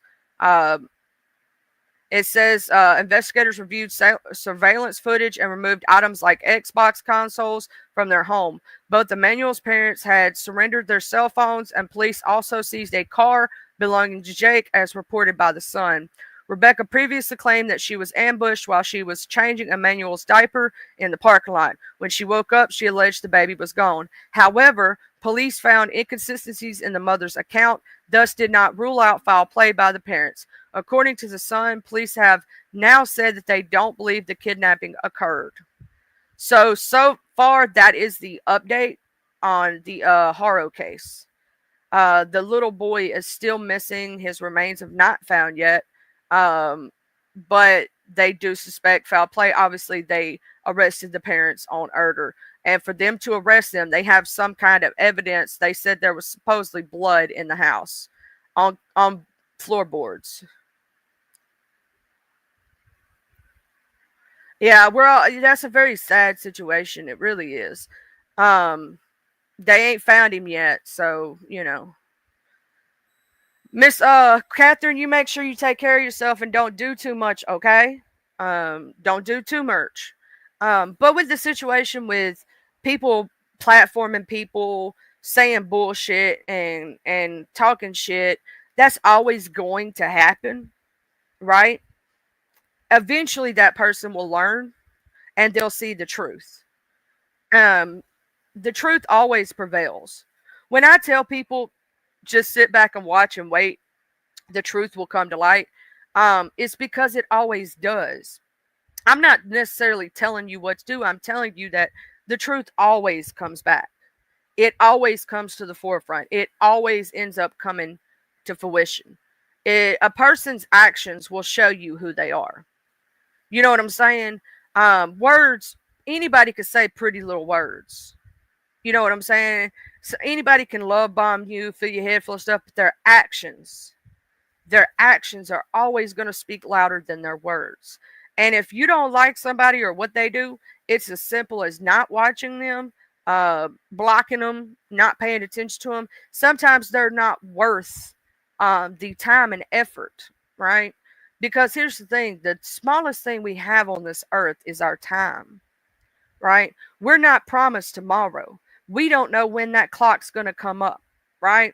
And time is the most precious commodity that we have. Precious is it is very precious to have the time that you have. Don't waste it on bullshit sometimes. If you want to cuss people out and be a part of mess, that's fine. But if it's not worth your time, don't waste your time. If it's worth it, do what you got to do. You know what I'm saying? But take time for yourself. Have some fun in this life. Do some things, you know? I think I'm gonna say this is my personal opinion, Miss Joy. I think that baby may either somewhere in the mountains, or I think they need to look further into that house and around that house and see if there's any dig spots. If that baby's been gone for a month, they're gonna have a lot of hard times finding that child. If they ain't nobody seen that baby in a whole month, the ground settles after a little while. So that's gonna be very hard to find, unless one of them actually come out and tell the truth. Hey, Blended Healing Love, good morning. And I myself, why in the world Baby Haro should not even be a Mr. Baby Emmanuel should not even be passed away right now. After he did what he did to the first child, then a second child, then a third child being removed from his custody for the same damn thing, why the hell would he be able to be around any child after that? That's what bothers me. Like the Naziah Harris case, Miss Parker talks about time. Miss Parker's a sweetheart. And it still bothers me. Why would you allow someone with known charges who actually gave I think it was a 2-year-old or 4-year-old thing. By the time of his charges, the child was 4, but I think he did it when they were between 2 and 4. I think they were about 4 years old. Got an STD from that man. Why would you allow any child to be around him whatsoever? Yeah, he lost other kids as well, racist stars. He actually went to jail. I played a video the other day about it, the Emmanuel Haro case about the father, Jake. He had previous charges for abuse on a child, got 6 months in jail. The child only has 3% of her brain working. 3%. The child can't talk. She's blind. She uses a feeding tube. She can't even eat. She has only 3% brain left. She's a miracle to be alive. And he only got 6 months in jail for that. And then it happened again and again and again. And if the first child he did it to would have got the true justice, this would not be going on today. Our justice system is fucked. Tell me how, and tell me how. Here's the thing. In Mississippi, if you lose rights to one child, they take every child after that. Every child. And in my opinion, you don't deserve to have the rest of them if you lost it because of neglect or abuse. I believe that you should not have any children if you've already had neglect and abuse charges, because most people don't change.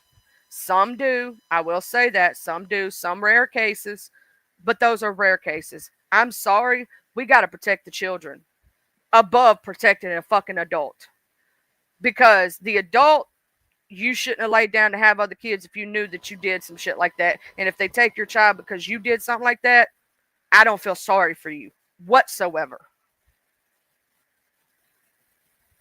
Yes, he injured a 10-week-old baby. She's 7 now, and she's a vegetable. For the rest of her life, she is a vegetable. What quality of life did he leave that child? And he only got 6 months in jail for that. 6 months in jail for ruining a child's life. For ruining a child's life. And they say that baby Emmanuel may have went through what the previous child went through, and that's why he was special needs. They also say that the mother and some of the children came out with fetal alcohol syndrome, which means the mother was doing drugs and drinking while pregnant. She didn't give a fuck about the kid when it was in her belly. I don't think that any person who has a child that they did that. That's why I'm going to say this. Chrisean Rock, if y'all know who that is. I got pissed at her when she was pregnant. I got mad as hell. I admit it.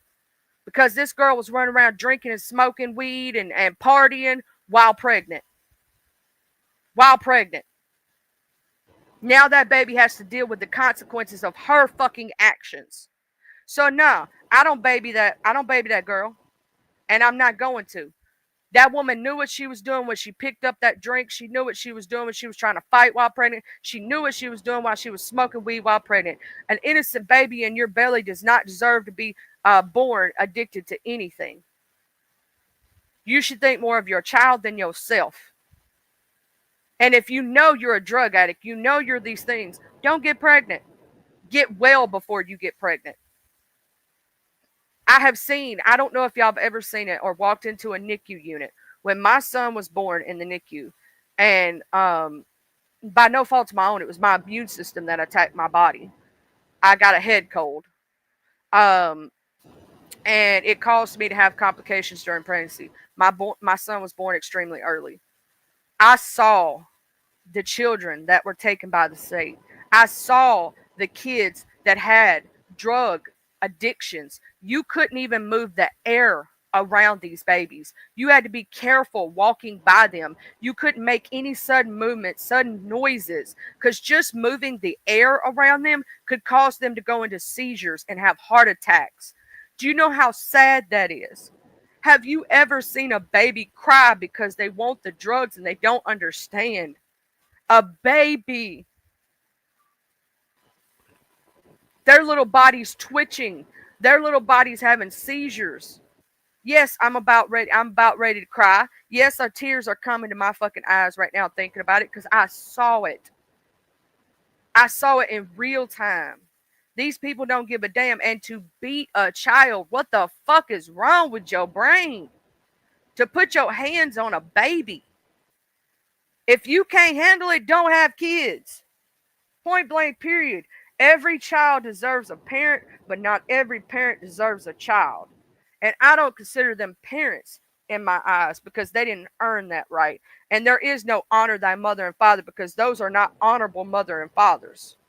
And I hate when people try to tell people who are abused by their parents that they're supposed to honor them. Hell no, they didn't deserve those titles. They're not a parent. So no, they don't have to honor them based on what the Bible says because they wasn't a parent. They didn't deserve the title that was given to them. I'm sorry, but I hate that shit. I hate that shit. It makes me mad. It makes me angry. It upsets me because children are innocent. And we as adults are supposed to protect them. You know what I'm saying? He also had a brother that died in the hole.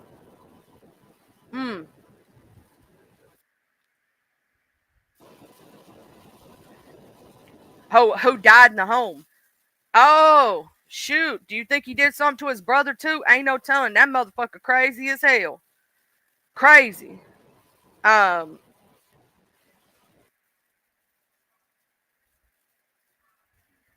me see if I can find a summary right quick. For those who don't know the full story and the full scope. But I'm gonna see if this right here's got a video with. This is from the New York Post. Yeah, this is a video. This is from the New York Post. We're gonna let me put up my content disclaimer right quick. Y'all know I gotta put up my content disclaimer. Disclaimer, copyright disclaimer under Section 107 of the Copyright Act of 1976. Allowance is made for fair use for purposes such as criticism, comment, news reporting, scholarship, and research. Fair use is used permitted by copyright statute that might otherwise be infringement. We are using this for commentary and news reporting, and to reach one, teach one, and criticism. Because we will criticize the fact that they did something to a child. But we're also going to comment on it, and this is literally in the news. So that is why we are watching a newscast. All right, let me go ahead and show y'all this right here. For those who don't know about the Haro case and whatnot, I got to wait for this ad to be over with, y'all. I got to wait for these ads. Child, the ads. The ads gonna get me. Come on, ad. We trying to watch the when they got picked up by the popo. We trying to watch it. And then I'm gonna show y'all. I've already showed the video once of the sister, but we're gonna watch this right quick.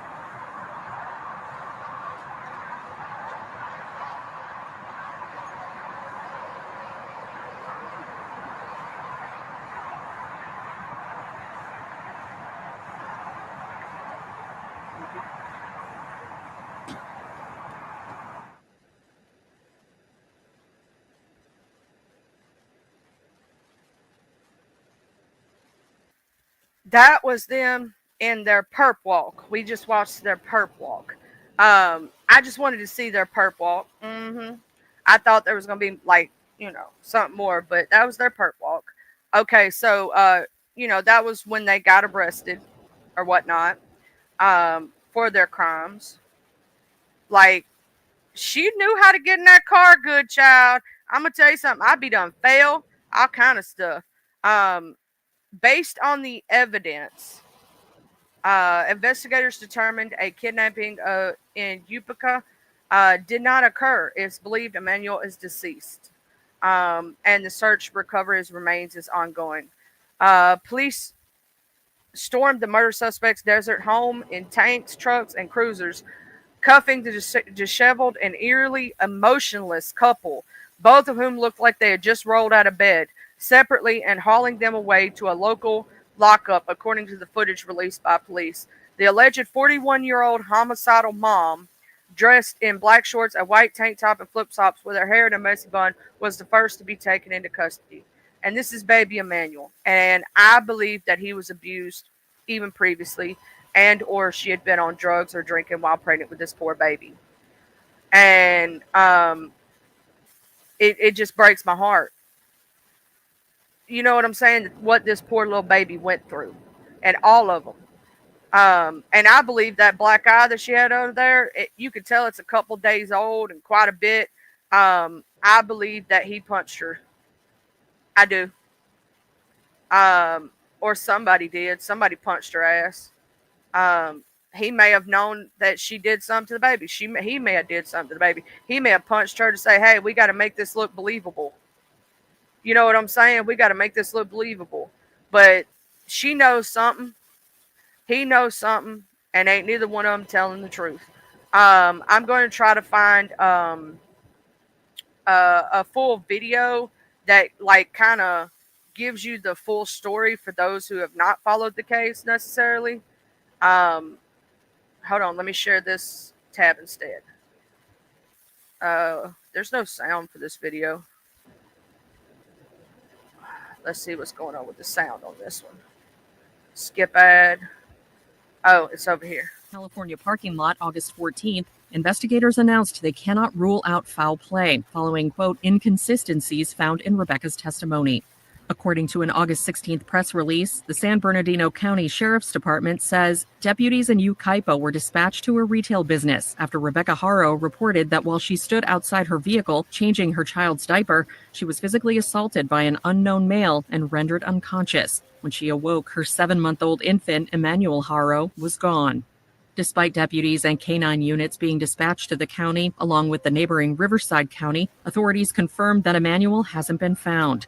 Due to the circumstances surrounding the baby's disappearance, the Sheriff's Specialized Investigations Division took over the case. The statement explains investigators interviewed multiple individuals, including Emmanuel's parents, Jake and Rebecca Haro. During those interviews, Rebecca was confronted with inconsistencies in her initial statement and declined to continue with the interview. Authorities affirmed their dedication to finding the baby.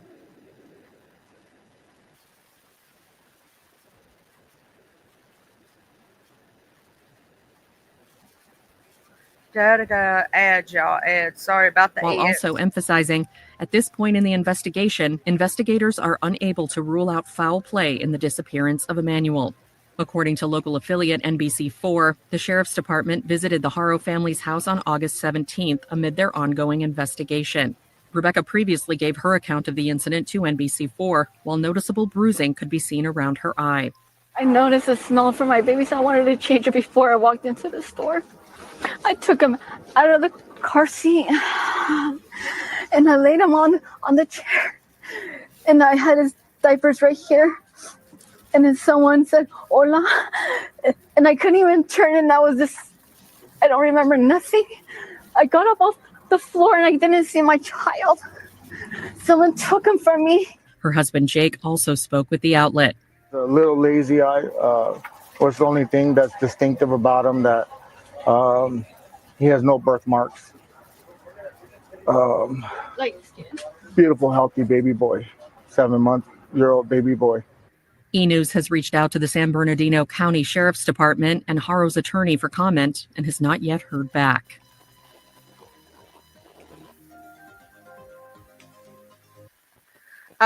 The thing about this situation, in my opinion, they had no emotion. If that was my child, I'd be like a mess. Y'all wouldn't be able to understand me. They'd have to tell me to breathe. They'd have to tell me slow down. They'd have to tell me speak clearly, because I would be like inconsolable.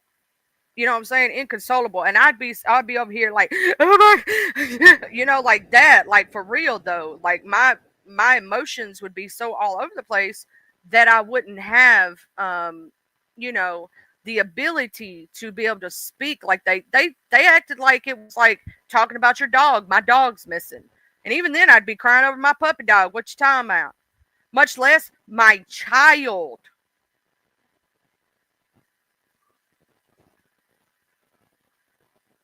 Like, I would be literally on the floor crying. Like, they were so emotionless. Did y'all see how emotionless they were in that video?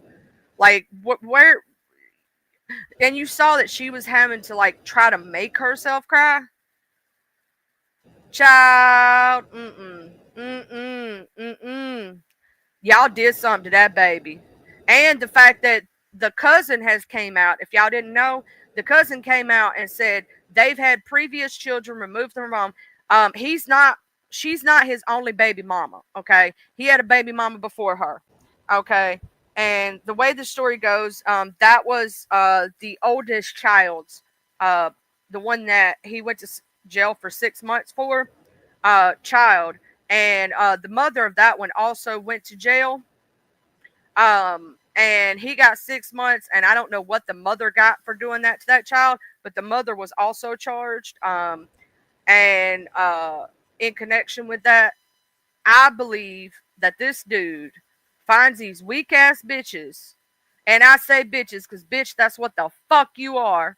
Her name is Precious. Yes, she's 7 years old now, and the cousin is doing a damn good job. The cousin has 3 more of his children that he has done this to. Yeah, he's not the only child.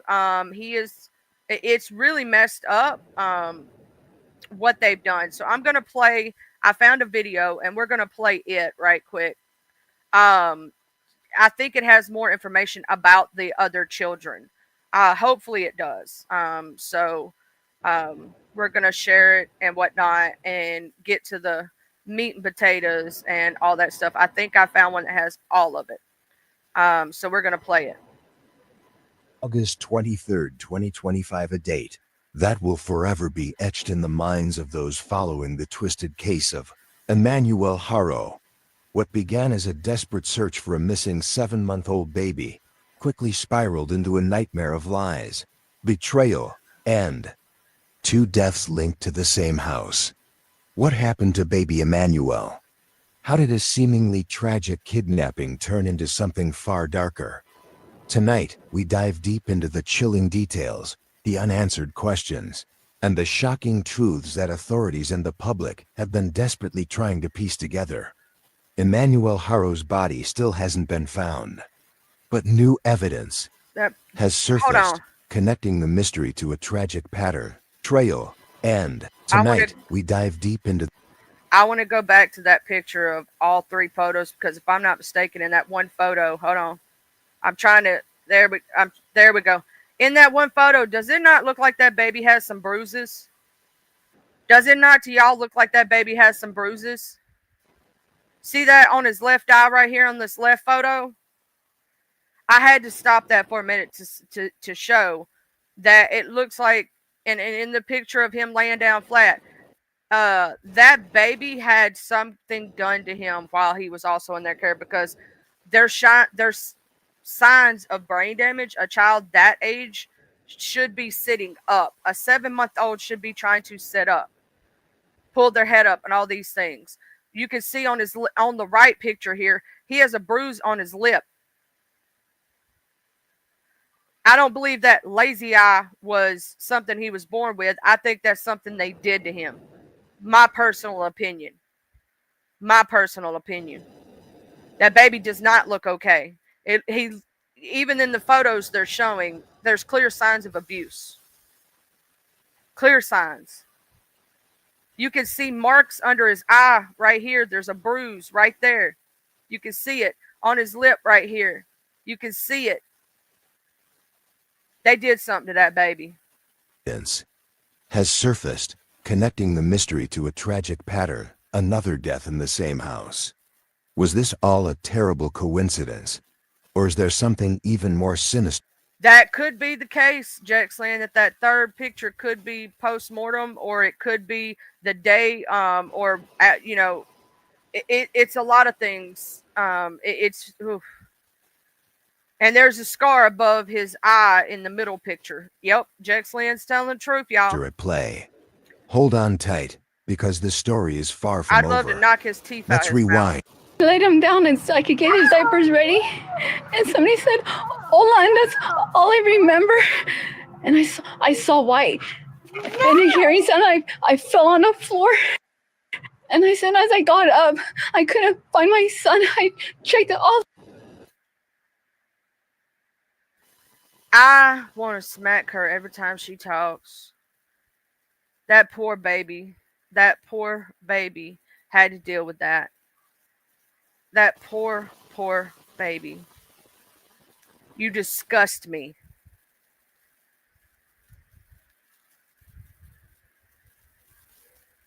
Yeah, it takes a lot longer. And it also, I'm going to say this, if someone hit you, you would have gotten a clear photo unless they hit you from behind. She's claiming they hit her from the front. If someone hit you from the front, when you would have turned around, you would have been able to see them. You know what I'm saying? He is a little angel. Rest in peace, Emmanuel. We know what happened to you, baby. We are so sorry. Maybe when you come back to this lifetime, you'll get good parents who deserve you, sweetheart. Maybe it is best that you're in heaven with God, and you'll be reborn, and somebody will be able to give you the love you deserve, sweet baby. Around my truck. Whoever took our son.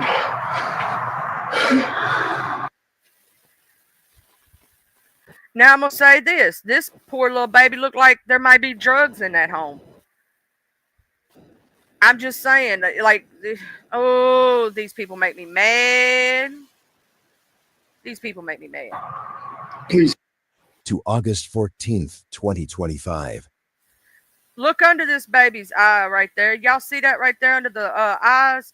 Now, that one is a kind of a fold kind of situation, but it looks like something has happened because that's not a normal thing. Babies have wrinkles, but they kind of look like scarring to me.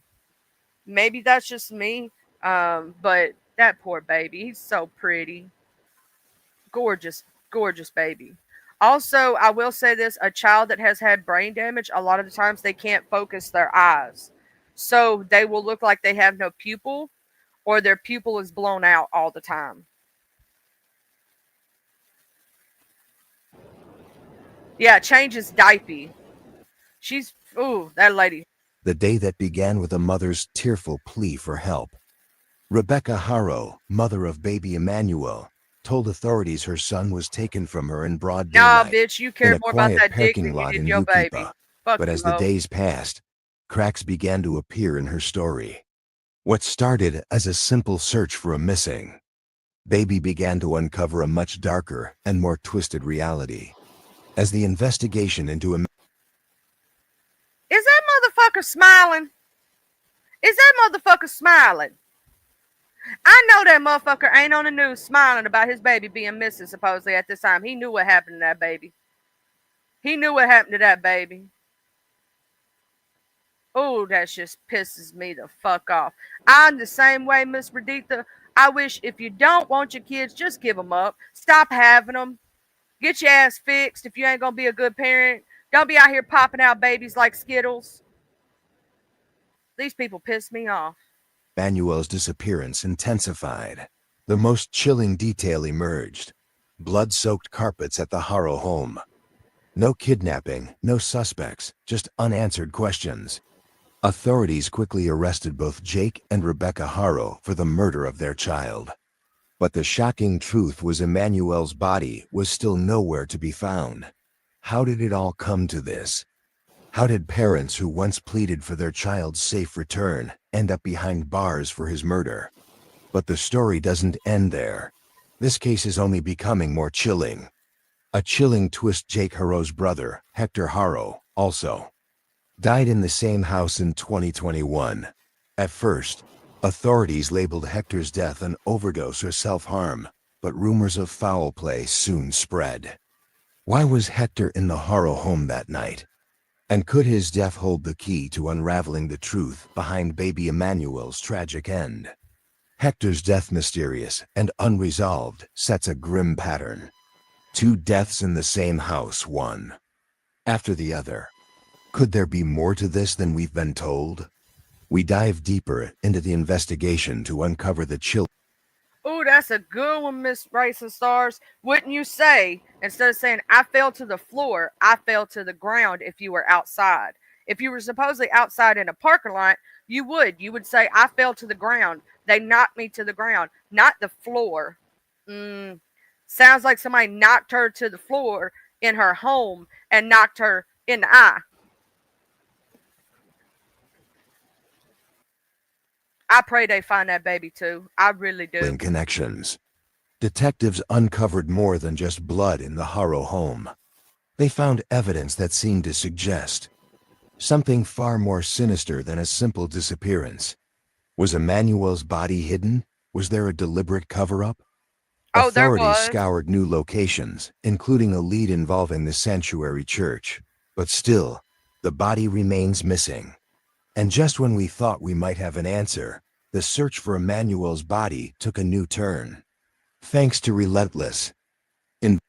There's a bruise on his cheek right there. Y'all see that right there? On his cheek? That poor baby. That poor baby. Investigative work from social media users and online detectives, the Sanctuary Church became a focal point in the search. Could this be where Emmanuel's body is hidden? And why did Jake and Rebecca seem to be covering their tracks? In the age of social media, nothing stays hidden for long. From TikTok users to anonymous tips, the world watched as the case unfolded. But could online detectives have uncovered vital clues? Could the real story be buried deeper than anyone realized? Ahmed Bello, a TikTok user, found a key lead near the Sanctuary Church in Yukipa. His footage led authorities to new evidence. But did it bring them closer to the truth? Or was it all just another false lead? Final segment leading into legal and emotional battles. As Jake and Rebecca Haro sit behind bars, the fight for justice continues. Courtrooms will be the battleground for what really happened to Emmanuel. And while the parents' stories seem to fall apart, the community remains divided. This case is about more than just one child. It's about two families, the dark secrets they may be hiding, and the innocent lives lost. What will it take to uncover the truth? And will the Haro family ever find peace? The search for Emmanuel continues, but with each passing day, the mystery deepens. What happened to Emmanuel Haro? And how many secrets are buried in the walls of the Haro home? If you have any information, you must come forward. The truth is out there, but it won't come to light unless the community steps up. If you know anything, all places a focal point of their suspicious behavior, could Emmanuel's remains be hidden there, in a small hole on the property, near the trees and the fence line? As authorities swarm the area, they uncover fresh dirt and a makeshift cross, further deepening the mystery. Could this be where baby Emmanuel's life was tragically snuffed out? As the investigation drags on, the pain of the community is palpable. Dozens gathered at vigils hoping for a miracle. So they found fresh dirt and a cross? Oh, that sounds crazy.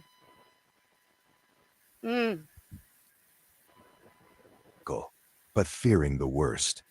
Emmanuel's name is now etched in the hearts of those who never knew him, each of them grieving for the life that was stolen too soon.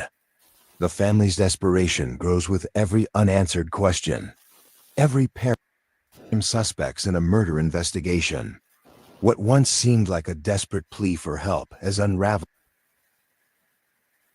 I pray to God for that baby. Oh. She did an interview from jail and said that he was a good father while he is out near an interstate showing them something, probably throwing her under the bus when he went to jail last time, like he did with his ex-wife. Yep. Yes, Miss Racist Stars, this is in California. Hey, Vision Light. Also, make sure you do your stretches and stuff after Miss Catherine, and make sure you do your walk. Your cool down lap, so you don't get your. Yep, that's the sad part. That's the sad part, and the sad part about this is that baby right there. The fact that he's not focusing his eyes and stuff. Something was wrong already. Into a disturbing web of lies and deception. And I hope we're not Rebecca's looking at his death initial photo. That claim would that her really son mess was me up, kidnapped, y'all. attacked, and knocked unconscious in a parking lot was later contradicted by police findings. Blood stains in the Haro home raised alarms, and the story began to crumble. Both parents stopped cooperating with investigators, further deepening the mystery. But what's even more troubling is the emotional detachment. How could parents, whose child was just taken from them, act with such coldness? Their refusal to take polygraph tests, their hesitation to cooperate, these actions speak volumes. Why wouldn't they do everything in their power to help the investigation? With each passing day, the investigation expands. New evidence is being uncovered, but still, the mystery of Emmanuel's whereabouts remains unsolved. Investigators are now focusing on various leads, including the bizarre behavior of the Haros and the new leads provided by the public. From the blood found at the Haro home to Ahmed Bello's tip-off about the sanctuary church, authorities are piecing together the final pieces of this puzzle. But with every discovery, more questions arise. What does it all mean? And where is Emmanuel? As the investigation continues to unfold, one thing is clear. The system failed Emmanuel. The neglect and abuse that led to his tragic fate didn't start with his disappearance. It started much earlier. How did authorities miss the warning signs? Why wasn't this family investigated before, after Jake's criminal history and the signs of potential abuse? When Jake was arrested in 2018 for child cruelty after nearly killing his own daughter, why wasn't more done to protect Emmanuel and his siblings? The system allowed these children to grow up in a home that was clearly unsafe, and now the consequences are devastating. The road to justice, what's next? But even in the darkest of times, there is hope. Justice for Emmanuel is still possible, and with the continued investigation, the truth is inching closer to the surface. Each tip, each new lead, brings us closer to understanding what really happened. The fight for justice is far from over. This isn't just a case about one child. It's about ensuring that no child ever suffers in silence again. It's about holding those responsible accountable for their actions. And it's about making sure the truth Facts. never stays buried. Hey, As Mr. Jim Connington, the best we Jim, the only continue Jim to that ever seek was, ever justice will for be. baby Emmanuel, we ask you to join us in the search for answers. If you have any information, please reach out. Your voice could make all the difference. Together, we can make sure that Well- Emmanuel's story doesn't fade into the They said last time any family member had seen him had been a month. So nobody had seen the baby in a month by the time they even said anything. It had been an entire month. shadows. Together, we can bring him home, or at least bring justice to his memory, covering a chilling connection to another death. Jake's dark history isn't just a coincidence. In 2018, he was convicted of child cruelty after nearly killing his infant daughter. Despite the severity of the crime, Jake faced only a slap on the wrist, serving just 1 day in jail. How could the system fail so bad? It wasn't 1 day. He got 6 months. He got 6 months in jail for doing what he did to his daughter. And they had other children that were removed from the custody and given to others. I'm trying to scope through this to see if this actually has any more information in it, or if they're just repeating the same thing over and over again. This is the other daughter, I believe, right here. No, that's him. They have pictures of the daughter. I'm trying to see. So I was trying to see if they had pictures of her name was Cheris. They changed her name to let's see. I think that's this video right here just keeps repeating. I thought it had more information. Let me see. No, the body for baby Emmanuel has not been found.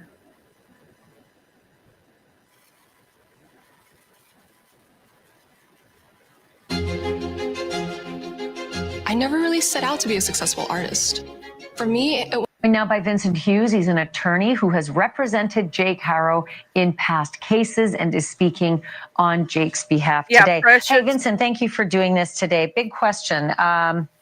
Why have Rebecca and Jake stopped cooperating with the police if they're desperate to find the baby and the police are looking for the baby? I don't know where the statement that they stopped cooperating came from, Ashley. I spoke to the detectives yesterday, offered for Jake to continue to speak with them, have not been made aware of any requests today to speak with Jake. I don't represent Rebecca. That needs to be very clear, but I have not been asked to produce Jake. I offered to produce Jake. They voluntarily turned over all of their electronic devices, including the passwords. I think that's something that's huge that nobody has been made aware of. Let me just stop you for 1 second. I don't want to interrupt you, but you just said you don't know where the statement came from, Mr. Hughes. I'm going to read you the statement the police sent to us. Investigators interviewed multiple individuals, including Emmanuel's parents, Jake and Rebecca Harrow. During those interviews, Rebecca was confronted with inconsistencies in her initial statement and declined to continue with the interview. So the statement came from the police themselves. And I can't speak to the statement that was sent to you. I can tell you, I have personal knowledge. I reached out to the assigned detective and made Jake available. Jake wants to cooperate. Jake doesn't like the fact that nobody's listening. Court of public opinion is already out. Even yourself, it sounds like you guys already have your mind made up. Jake has voluntarily provided the electronic devices that there was a search warrant for, including the passwords. The vehicle that you were saying is breaking news that you brought up at the beginning of this broadcast is not something that is new. They haven't had their vehicle since Thursday night when this alleged kidnapping happened. So it's not new that you're saying at the beginning of this broadcast that it's new information that the vehicle is gone and make it sound like they just took the vehicle today. The vehicle's been gone since Thursday. Yeah, I haven't made my mind up, but I will say this. This is a case that is definitely different than most missing children cases I cover, and I've done this for 38 years. When the police send me out a statement saying that foul play is potentially afoot, and when we get reports that they brought cadaver dogs to the house, and that the parents aren't cooperating, then yeah, spidey senses go up. I was actually very concerned when Rebecca referred to Emmanuel in past tense as well. Are you aware of that? I saw the video like anybody else. I can't speak for Rebecca. I can tell you that she doesn't have a master's degree, bachelor's degree, or any other degree in public speaking. So I can't speak as to that. Same thing for Jake. The thing that I don't understand, and like you're saying, this isn't like a normal investigation. Why has the sheriff's department not even released a missing persons flyer? Let's put the onus on. There's not been one search party. No, they did. They released the missing persons flyer. We showed it. Thank you for watching. Subscribe below and download our News Nation app right now on your phone, and you will get fact-based. I hate that attorney. I can't be the only one that wants to punch that attorney in the fucking face. I can't be the only one that wants to punch him in the motherfucking face. Did y'all hear how he was? And he's the one that also helped him get off for his daughter. So you're, oh Lord, Hey, honey, bee love. I want to punch that attorney in the face. I know I can't be the only one that feels that way. You know what I'm saying? I know I can't be the only one that feels that way. I cannot be the only one that wants to punch that attorney in the face. Where's the one with the cousin? I want to show y'all the one that talks about the cousin. Because the cousin does come forward and has the other kids. You know what I'm saying?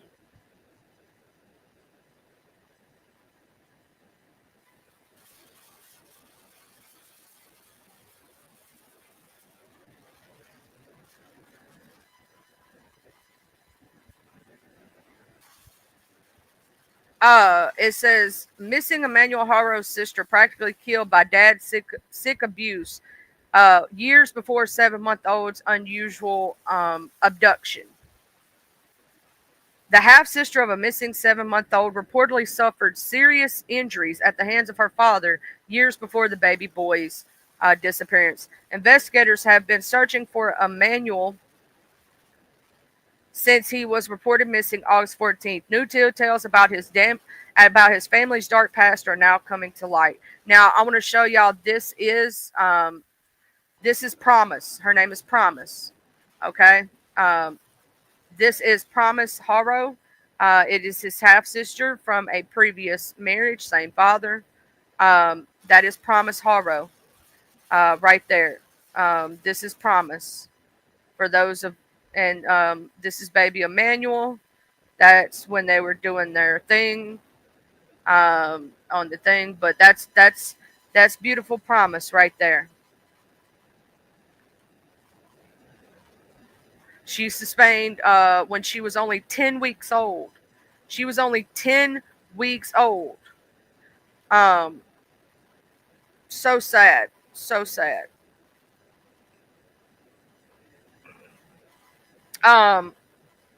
This right here, we're going to listen to this video right quick because I believe this is when they start doing the search and have him out in the orange jumpsuit. Hold on. Oh, oops. Well, I don't have any. Oh, there's no sound for this video. See, they got him out there searching in the orange jumpsuit. He's going to turn state evidence on that mom and blame her for his situation, like he did with the first wife. Bet me money. Who wants to lose that bet?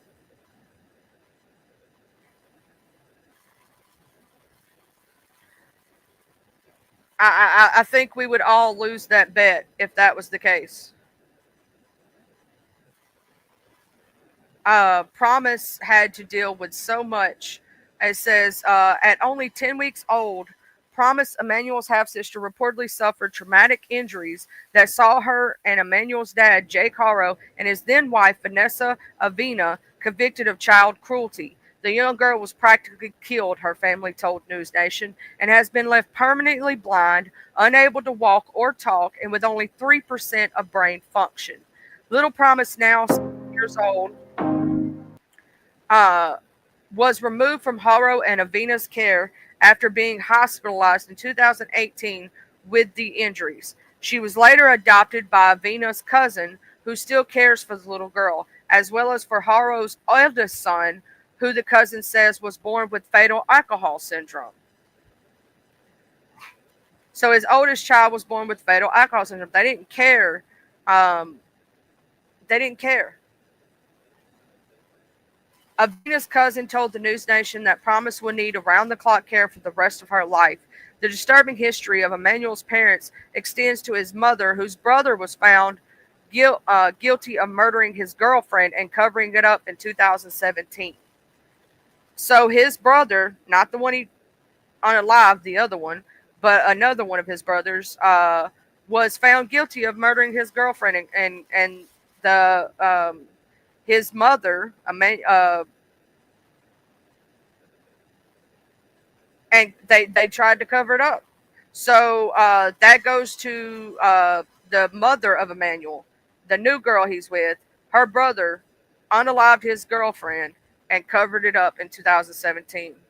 Haro's abuse 7 years ago. Promise was admitted to the hospital with an acute rib fracture, healing fractures of 6 ribs, a skull fracture, a brain hemorrhage, swelling of the neck, and a healing fracture of a leg bone, according to the Daily Breeze. Investigators suspected the injuries Promise had were sufficient evidence of abuse. The combination of the above findings in a pre-mobile infant in the absence of a plausible history of significant trauma to explain the injuries is indicative of abuse, sick head trauma, child physical abuse, and nutritional neglect, and which means they weren't feeding her well. She had head trauma and physical abuse. An officer wrote an affidavit to obtain an arrest warrant, reported by KTLA.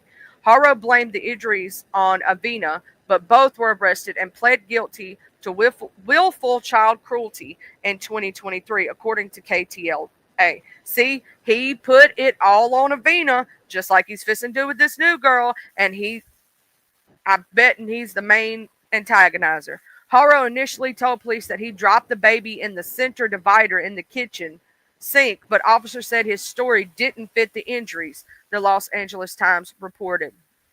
They have done everything they can for this little girl to keep her going, journalist Abby Escobar told News Nation after speaking with Promise's adopted mom. But I mean, she said that Promise is her miracle baby, and really she is. It's amazing that she survived that as a 10-week-old. She was 10 weeks old, and she had healing fractures of her leg bone, healing fractures of her ribs, which means they had been abusing this child for weeks. It was only a just born 10-week-old baby, and she already had physical abuse. Escobar reported that the family believed that justice wasn't served the first time. Promise's adopted mom said she was broken to pieces when she found out that Emmanuel was missing. She said that when she first heard the news story, it just broke her to pieces. She immediately had a feeling, as I feel most people have. I mean, the story just doesn't really make them very much sense. Jake Haro had reportedly been cooperating with law enforcement regarding Emmanuel's disappearance, according to Vincent Hughes, his attorney. Vincent Hughes can kiss my white ass. I'm just saying. Emmanuel's alleged kidnapping first happened in San Bernardino, and this is what Haro told. I came over here and parked right on the edge, Haro told News Nation. When I was driving over, I smelled the baby. He went to the restroom, so I said, "Don't worry, we're going to change you." She claimed, so he was there too. He claimed he went in and used the restroom. Why didn't he take the baby into the restroom to change it? Makes no sense. She claimed that as she laid the baby down, she heard a stranger's voice and was then attacked. I was going to get the diaper and then somebody said, hola. I don't remember anything since. I woke up here on the floor. I didn't see Emmanuel. Here on the floor. Okay. However, police are still investigating Rebecca Haro after finding inconsistencies in her story, and her ex-husband has claimed only she knows the truth. The officials have not revealed what the inconsistencies are. Last week, after Emmanuel's disappearance, police removed an unnamed 2-year-old child from the family's home. The cousin caring for Jake's other 2 children has also taken them in. Cops also carried out a search of the parents' home and dad's car. No suspects have been named. Well, we in the abduction, we know they've now been charged.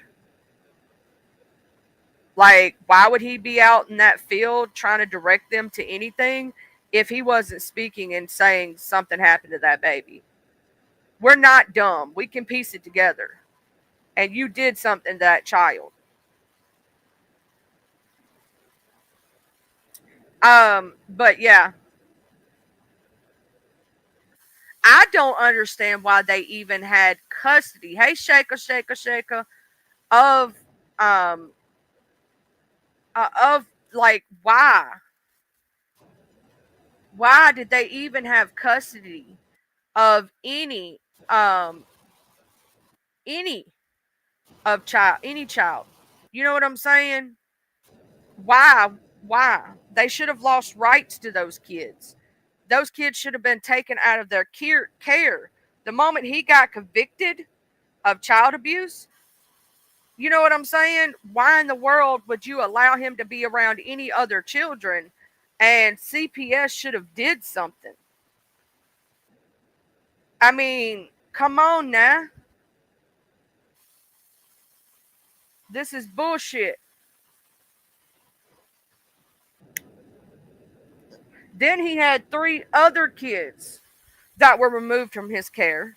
Other signs of abuse for other children. You know what I'm saying? Like, baby Emmanuel could have been saved and possibly wouldn't have had the problems that baby Emmanuel had if they had done right in the first place. A 10-week-old baby. She's 7 now. The little girl has lived to be 7 years old. Promise has. But think about it like this. A literal 10-week-old baby he was physically abusing. 10 weeks old. They were beating up and breaking the legs and busting the ribs of a 10-week-old. And they stated that the look of what Promise looked like is the way baby Emmanuel looked. And that's why he had the eye problem and all the things, was because they think they started abusing Emmanuel when he was real little. He learned from the first time not to leave physical bruises or to, only do it at certain times so you don't get caught. But now you've unalived a baby. Yeah, Jax Lynn, he took that baby's life. Even if she's breathing on this earth, he took her life.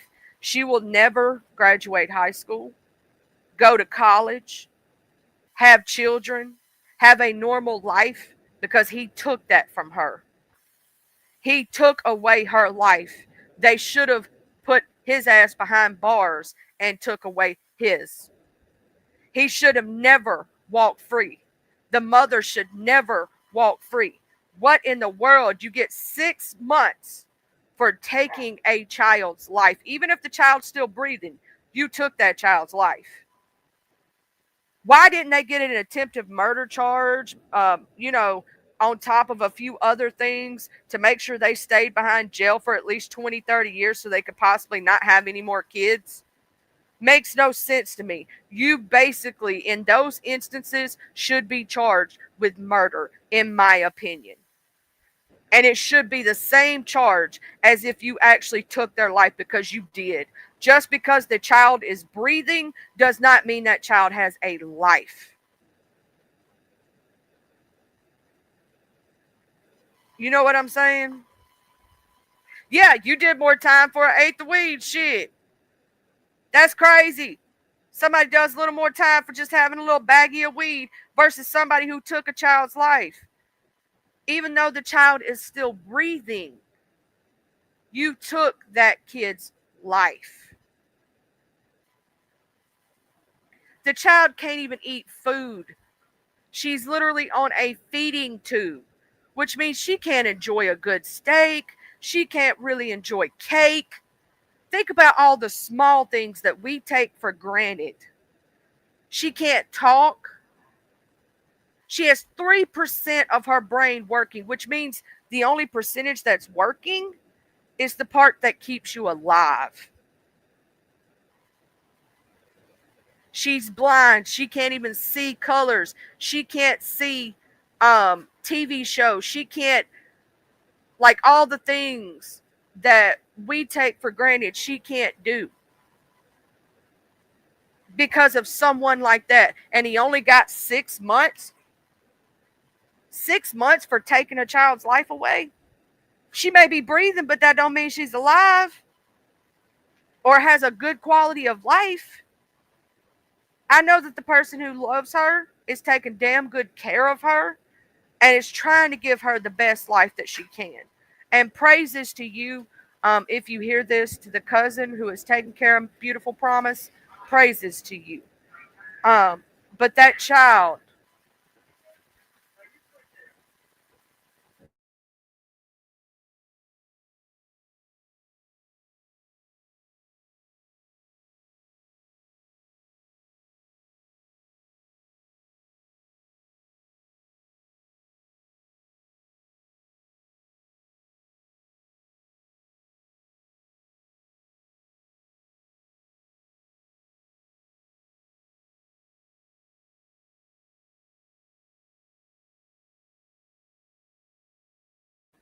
in my opinion, yeah, they should look into who that judge is, because that's messed up. Hey, Mr. Edward Almost. This is a very sickening case. Hold on just a minute, y'all.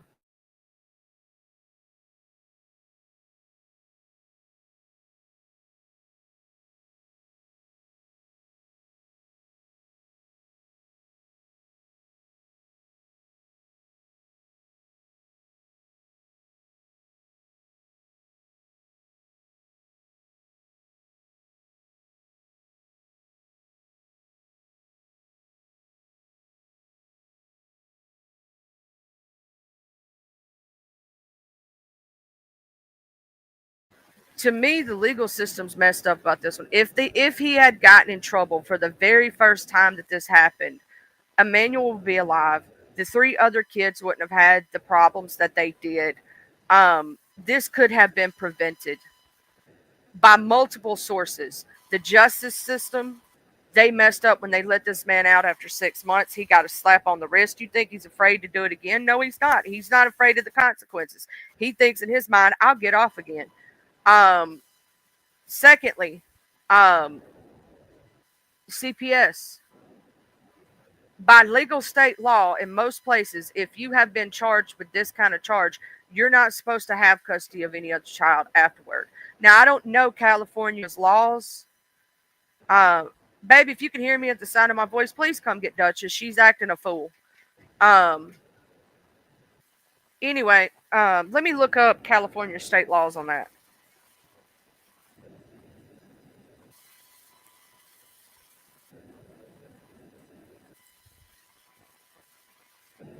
After you lose custody of a child.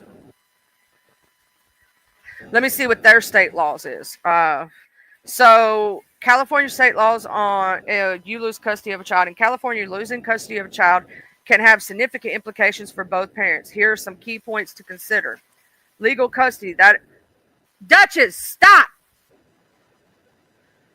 Sorry about that, y'all. She just had surgery. I'm trying to calm her down, y'all.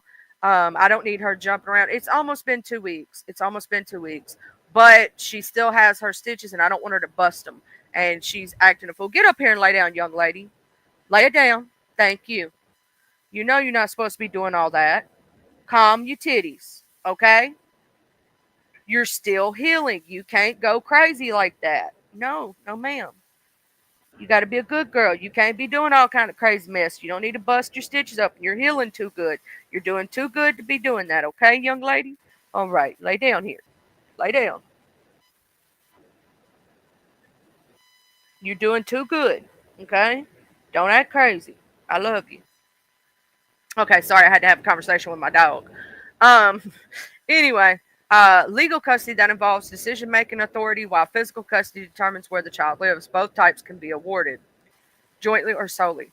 Best interest standard. Courts prioritize the child's best interests. I'm trying to read if it has.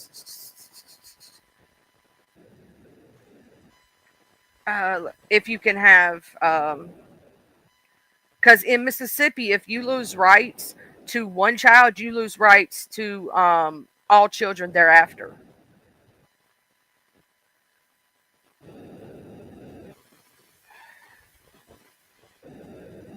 Let me write physical. Physical.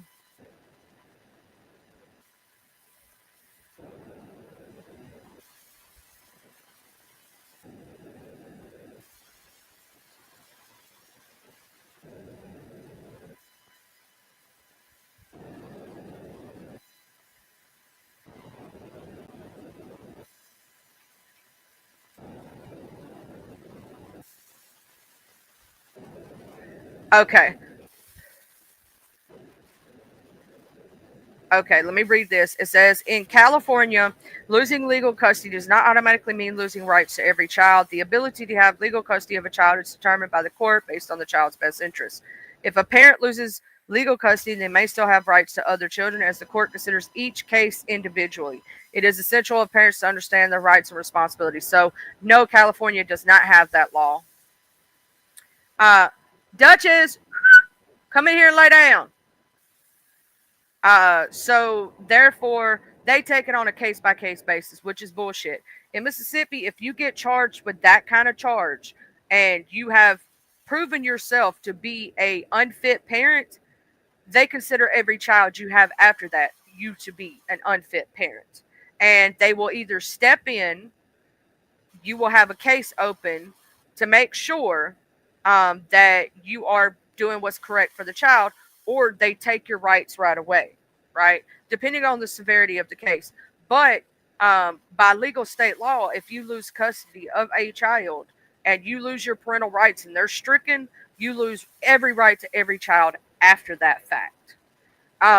So my thing is, especially in cases like this, where he had abuse charges, I think they should start a registry. And this is just my personal opinion. For every person who has those kind of charges of neglect and abuse, and people should be put on a list. And hospitals should have, and CPS should have a copy of said list or a computer system where they can look up people's names. The minute a person tries to sign a birth certificate and it is entered into the system who the mother and the father is, if they come up red flagged, they should step in. And they should at least, at the very least, they don't have to necessarily strip the rights right away, but be very involved with those children for quite a while to make sure that the children are safe, to make sure, do random home visits to make sure the child is safe and not being abused. And if they so much as suspect a little bit of abuse, right, the child should be taken from the custody. Because this case Emmanuel could be alive today if that man had been taken, if it had been taken seriously. And even if Emmanuel wasn't born, wouldn't that be better than what the poor baby went through? Wouldn't it be better to have never been born than to be abused from the time you were born until you died? Wouldn't that be a better outcome than what happened to him? In my personal opinion, I think the man should have stayed behind bars. I don't think he should have ever gotten out. And I hope and pray that he drops the soap in prison. I hope he goes to prison. I hope he doesn't get out on this by blaming it all on the girl. And this woman is so fucking butt-ass ignorant that she's going to cover for this man. She's going to cover for him and everything he does. Ignorance Ignorance, willful ignorance. Some of these women, do I think they participated in the abuse of their children? Maybe, maybe not. I will say, I believe he's the main aggressor.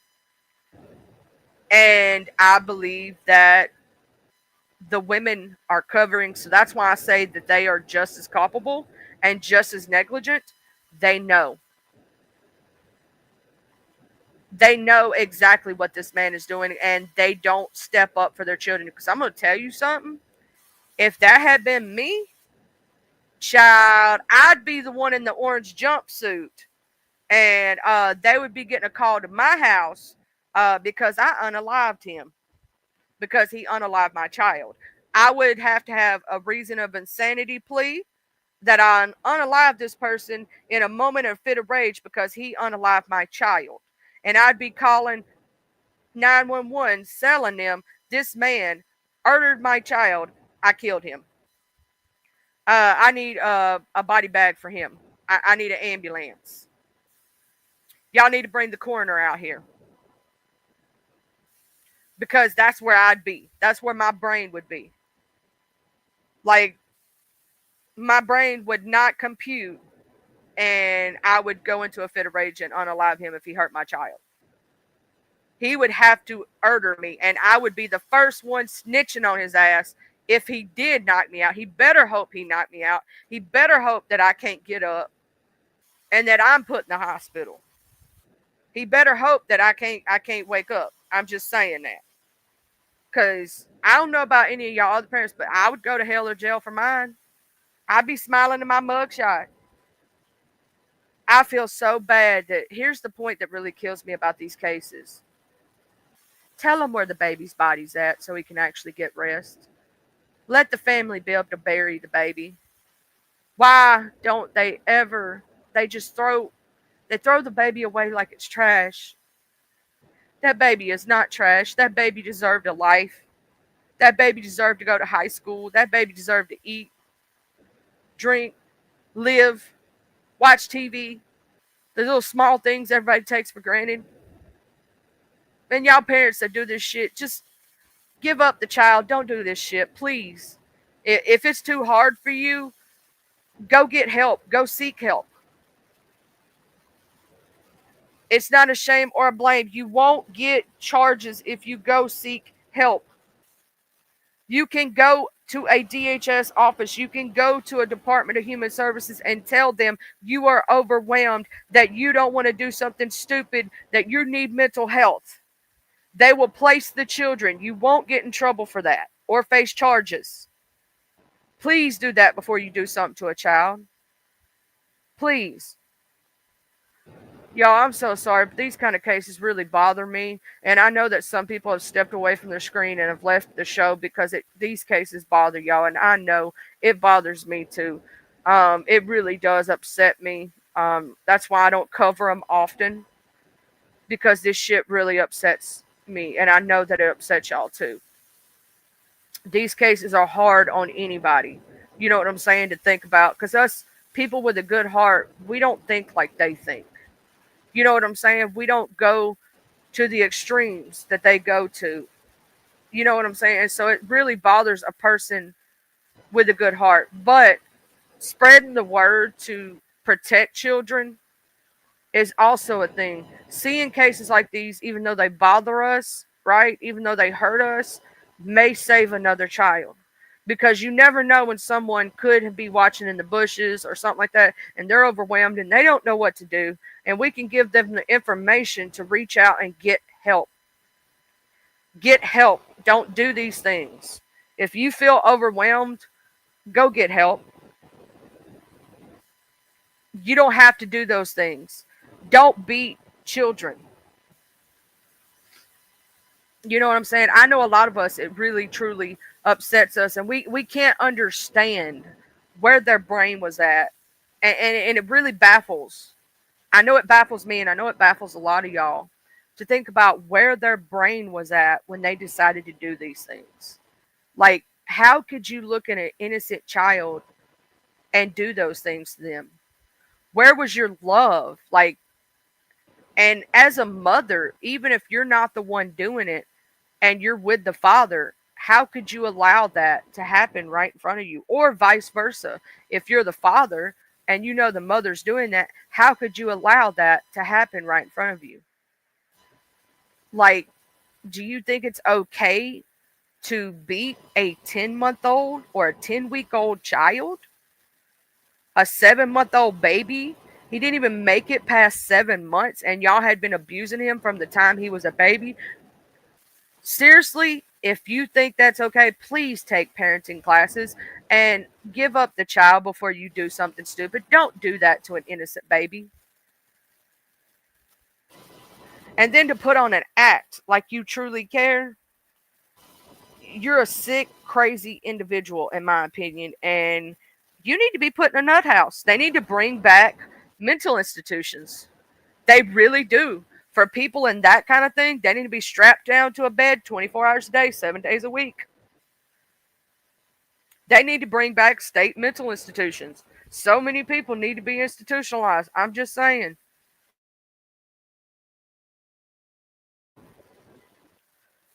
And some of these people do not need to be in society. They're dangerous to society and to others. And if I'm gonna say this, if a person's done some shit like that, I think they need to sterilize them to where they can't have any more kids. Make it a legal process where they get sterilized. If they have that many accounts of abuse on their record, sterilize the motherfuckers so they can't have kids.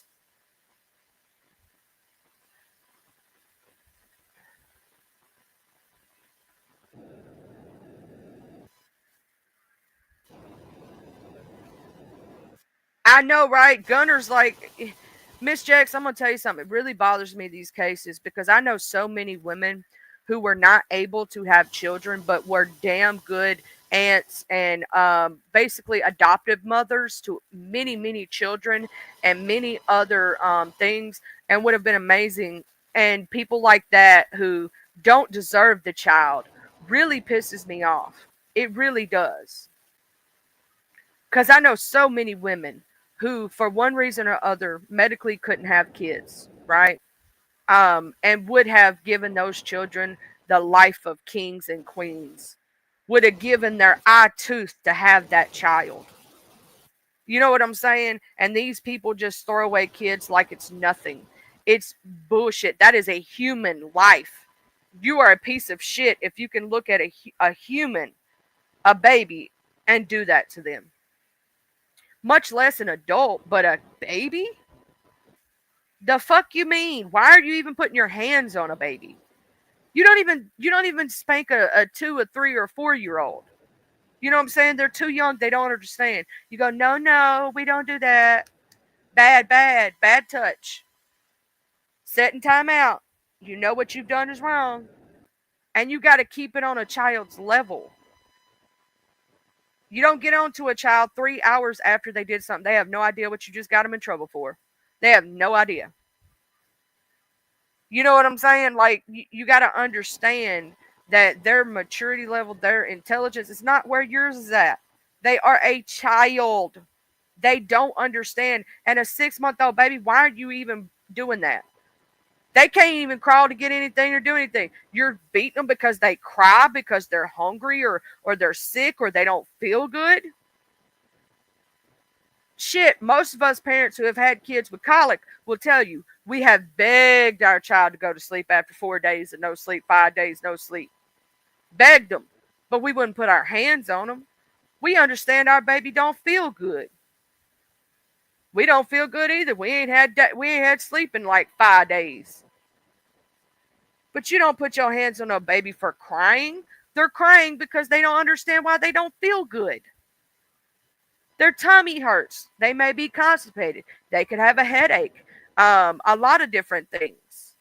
And if you pay attention to your child, you'll understand what each cry means. You'll know this is a pain cry, or this is a I'm hungry cry, or this is I'm sad cry, or this is a... My son got put on nasal spray when he was little for allergies, right? I knew that his cry after taking the nasal spray was he had a headache. And so we stopped the nasal spray. And guess what? He stopped crying. He stopped having headaches.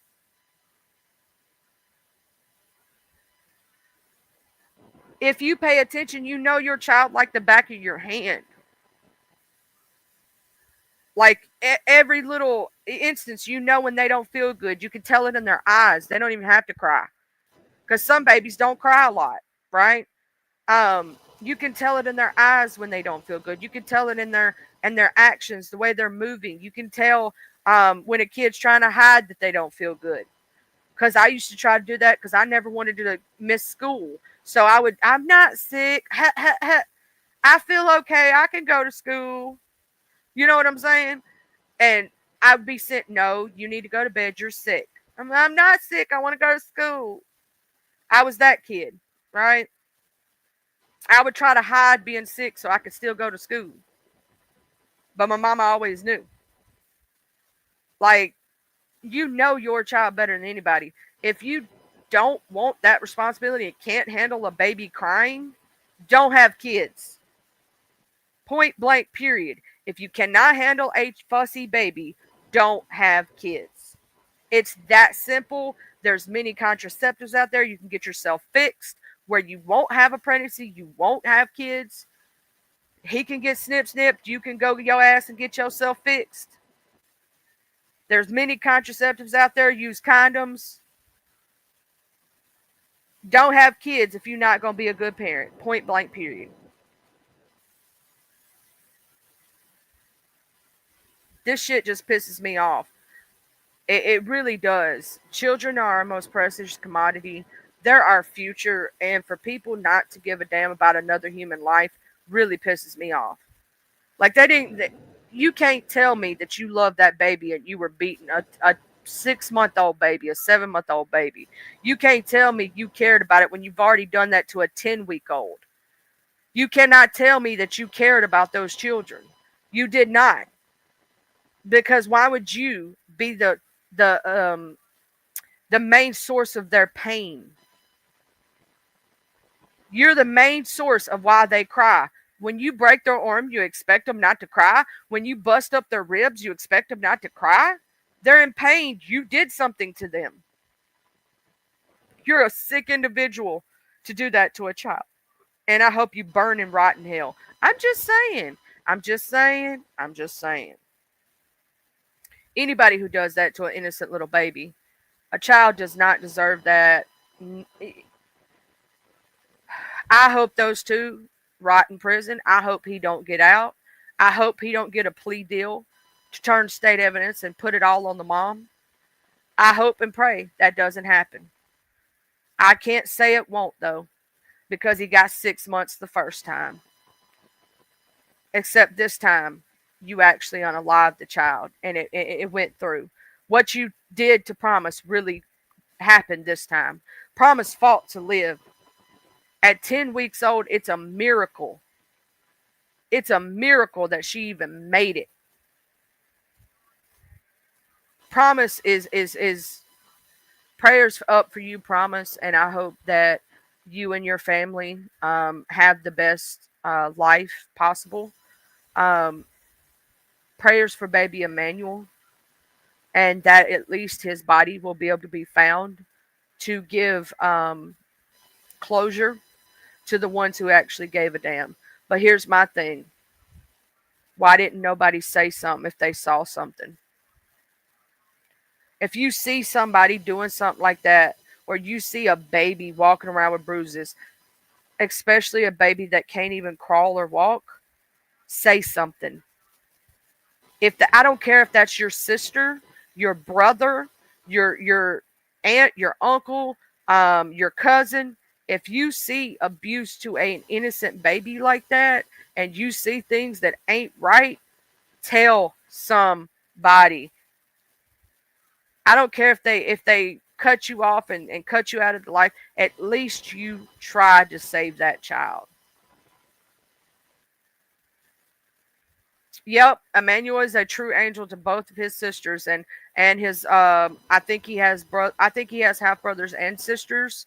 Prayers for baby Emmanuel. And you know, hopefully, because there's actually quite a few kids. There is 3 that he lost custody to, so we know that for a fact. There was another child in the home, so that makes 4. And no telling how many others. They said there was a 2-year-old. I saw him with a child that was probably 4 or 5 in his hands, if not older, when he was in the newscast. So that's another child. That's another child. So I don't know how many kids they had in all, or he had himself, from previous relationships. But hopefully, you know, those kids are better off without him. And prayfully, this will be the nail in the coffin to keep him away from those kids. Because if he would do this to a 10-week-old and a 6-month-old, 7-month-old baby, what would he do to others? He's a sick individual. You saw that the girl had a black eye. He obviously beat the girlfriend, and the previous one, probably multiple.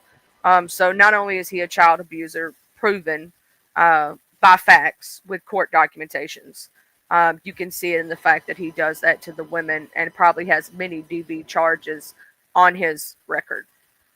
If they were to really, I don't know if anybody's actually looked fully into his record, his criminal record. I know they found that one charge, and then supposedly his brother, he unalived his own brother. Yeah, in his home. Like, that should have been looked into. If someone supposedly OD'd in the home, why wasn't the kids taken out then? Emmanuel was alive at that point. When the brother was unalived in the same home, or OD'd, well, that proves that there were drugs in the house. So why wasn't the kids taken out of the house? Makes no sense to me. People do crazy shit all the time. It's really sad to see how this world is just going straight to shit. If you don't want to give kids true love and be patient with children, just don't have them. Just get fixed, do something. Give them up for adoption if you realize you can't handle it. Somebody out there would want that child and give that child the love and care that they deserve. Like, don't do that shit. And if you think you're having depressive moments, you're having moments, and you need to reach out, there is a way. I'm gonna say this. DHS, there was a lady who was having it kind of hard. She had no help. She had 3 kids. She was doing it all on her own. She reached out to DHS for help. I think she had 2 kids. It was 2 or 3. And they helped her. She went and she got up off her feet. She got some mental health evaluation. And they replaced the kids back in her home. Right?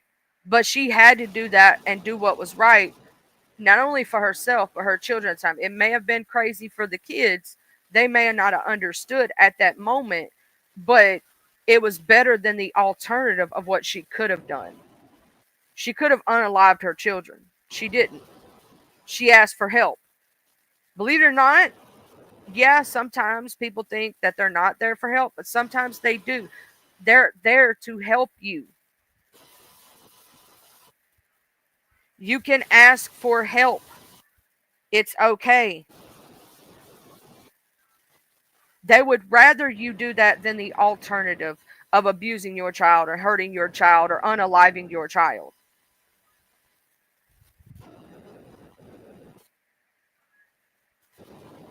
I'm going to say a prayer for Emmanuel today and all the children, for Harmony Montgomery, whose body has still not been found.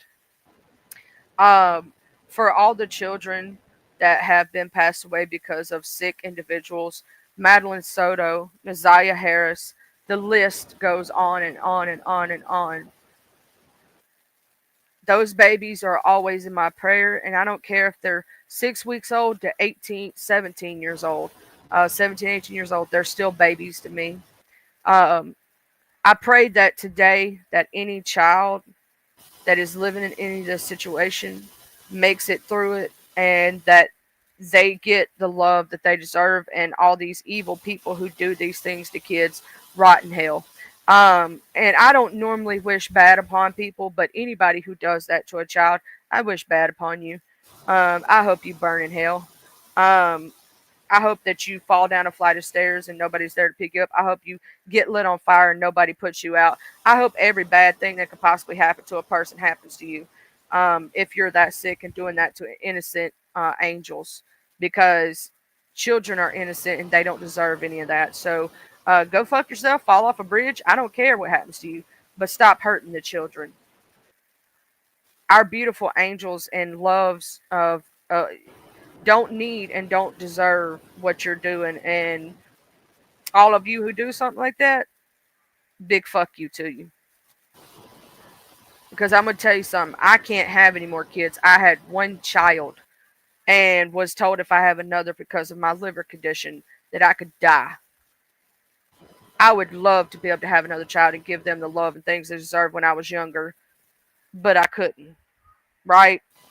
So for you to take for granted the blessing that you're given, I hope you rot in hell. That was a blessing. Every child is a blessing. There are a lot of people out here who can't have kids who would be damn good parents. Damn good parents. And they would have loved to have adopted that child and give that child all the love and happiness that it deserved. And this point pisses me off. I see this.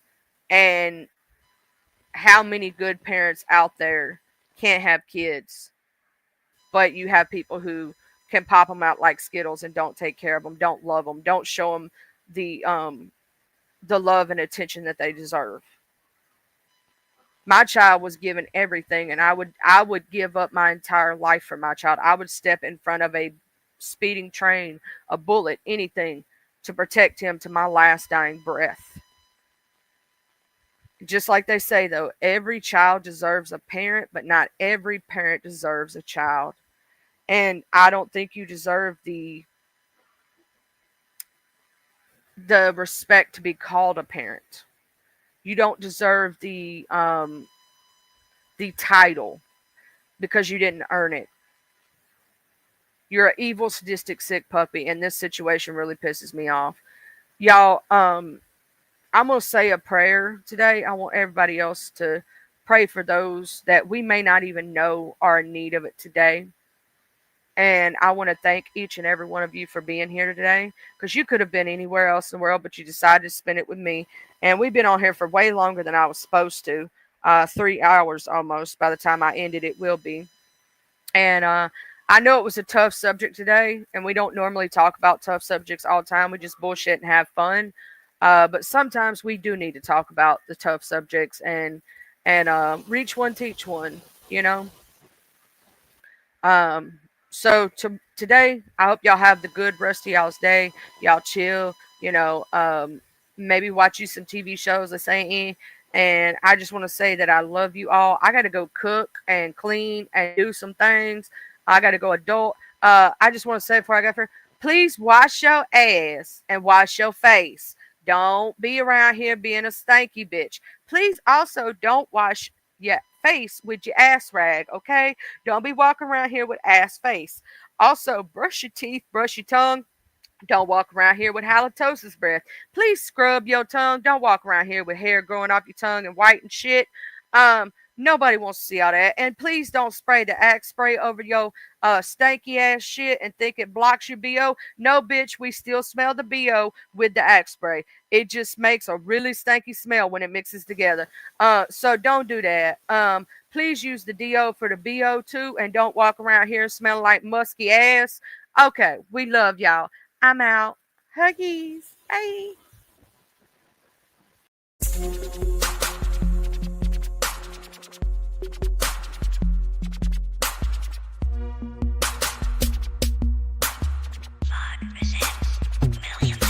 I'm from the T-U-B-E-L-O. I'm reppin' my hood, so love I'm gon' show from the T-U-B-E-L-O. I'm reppin' my hood to the day that I go from the T-U-B-E-L-O.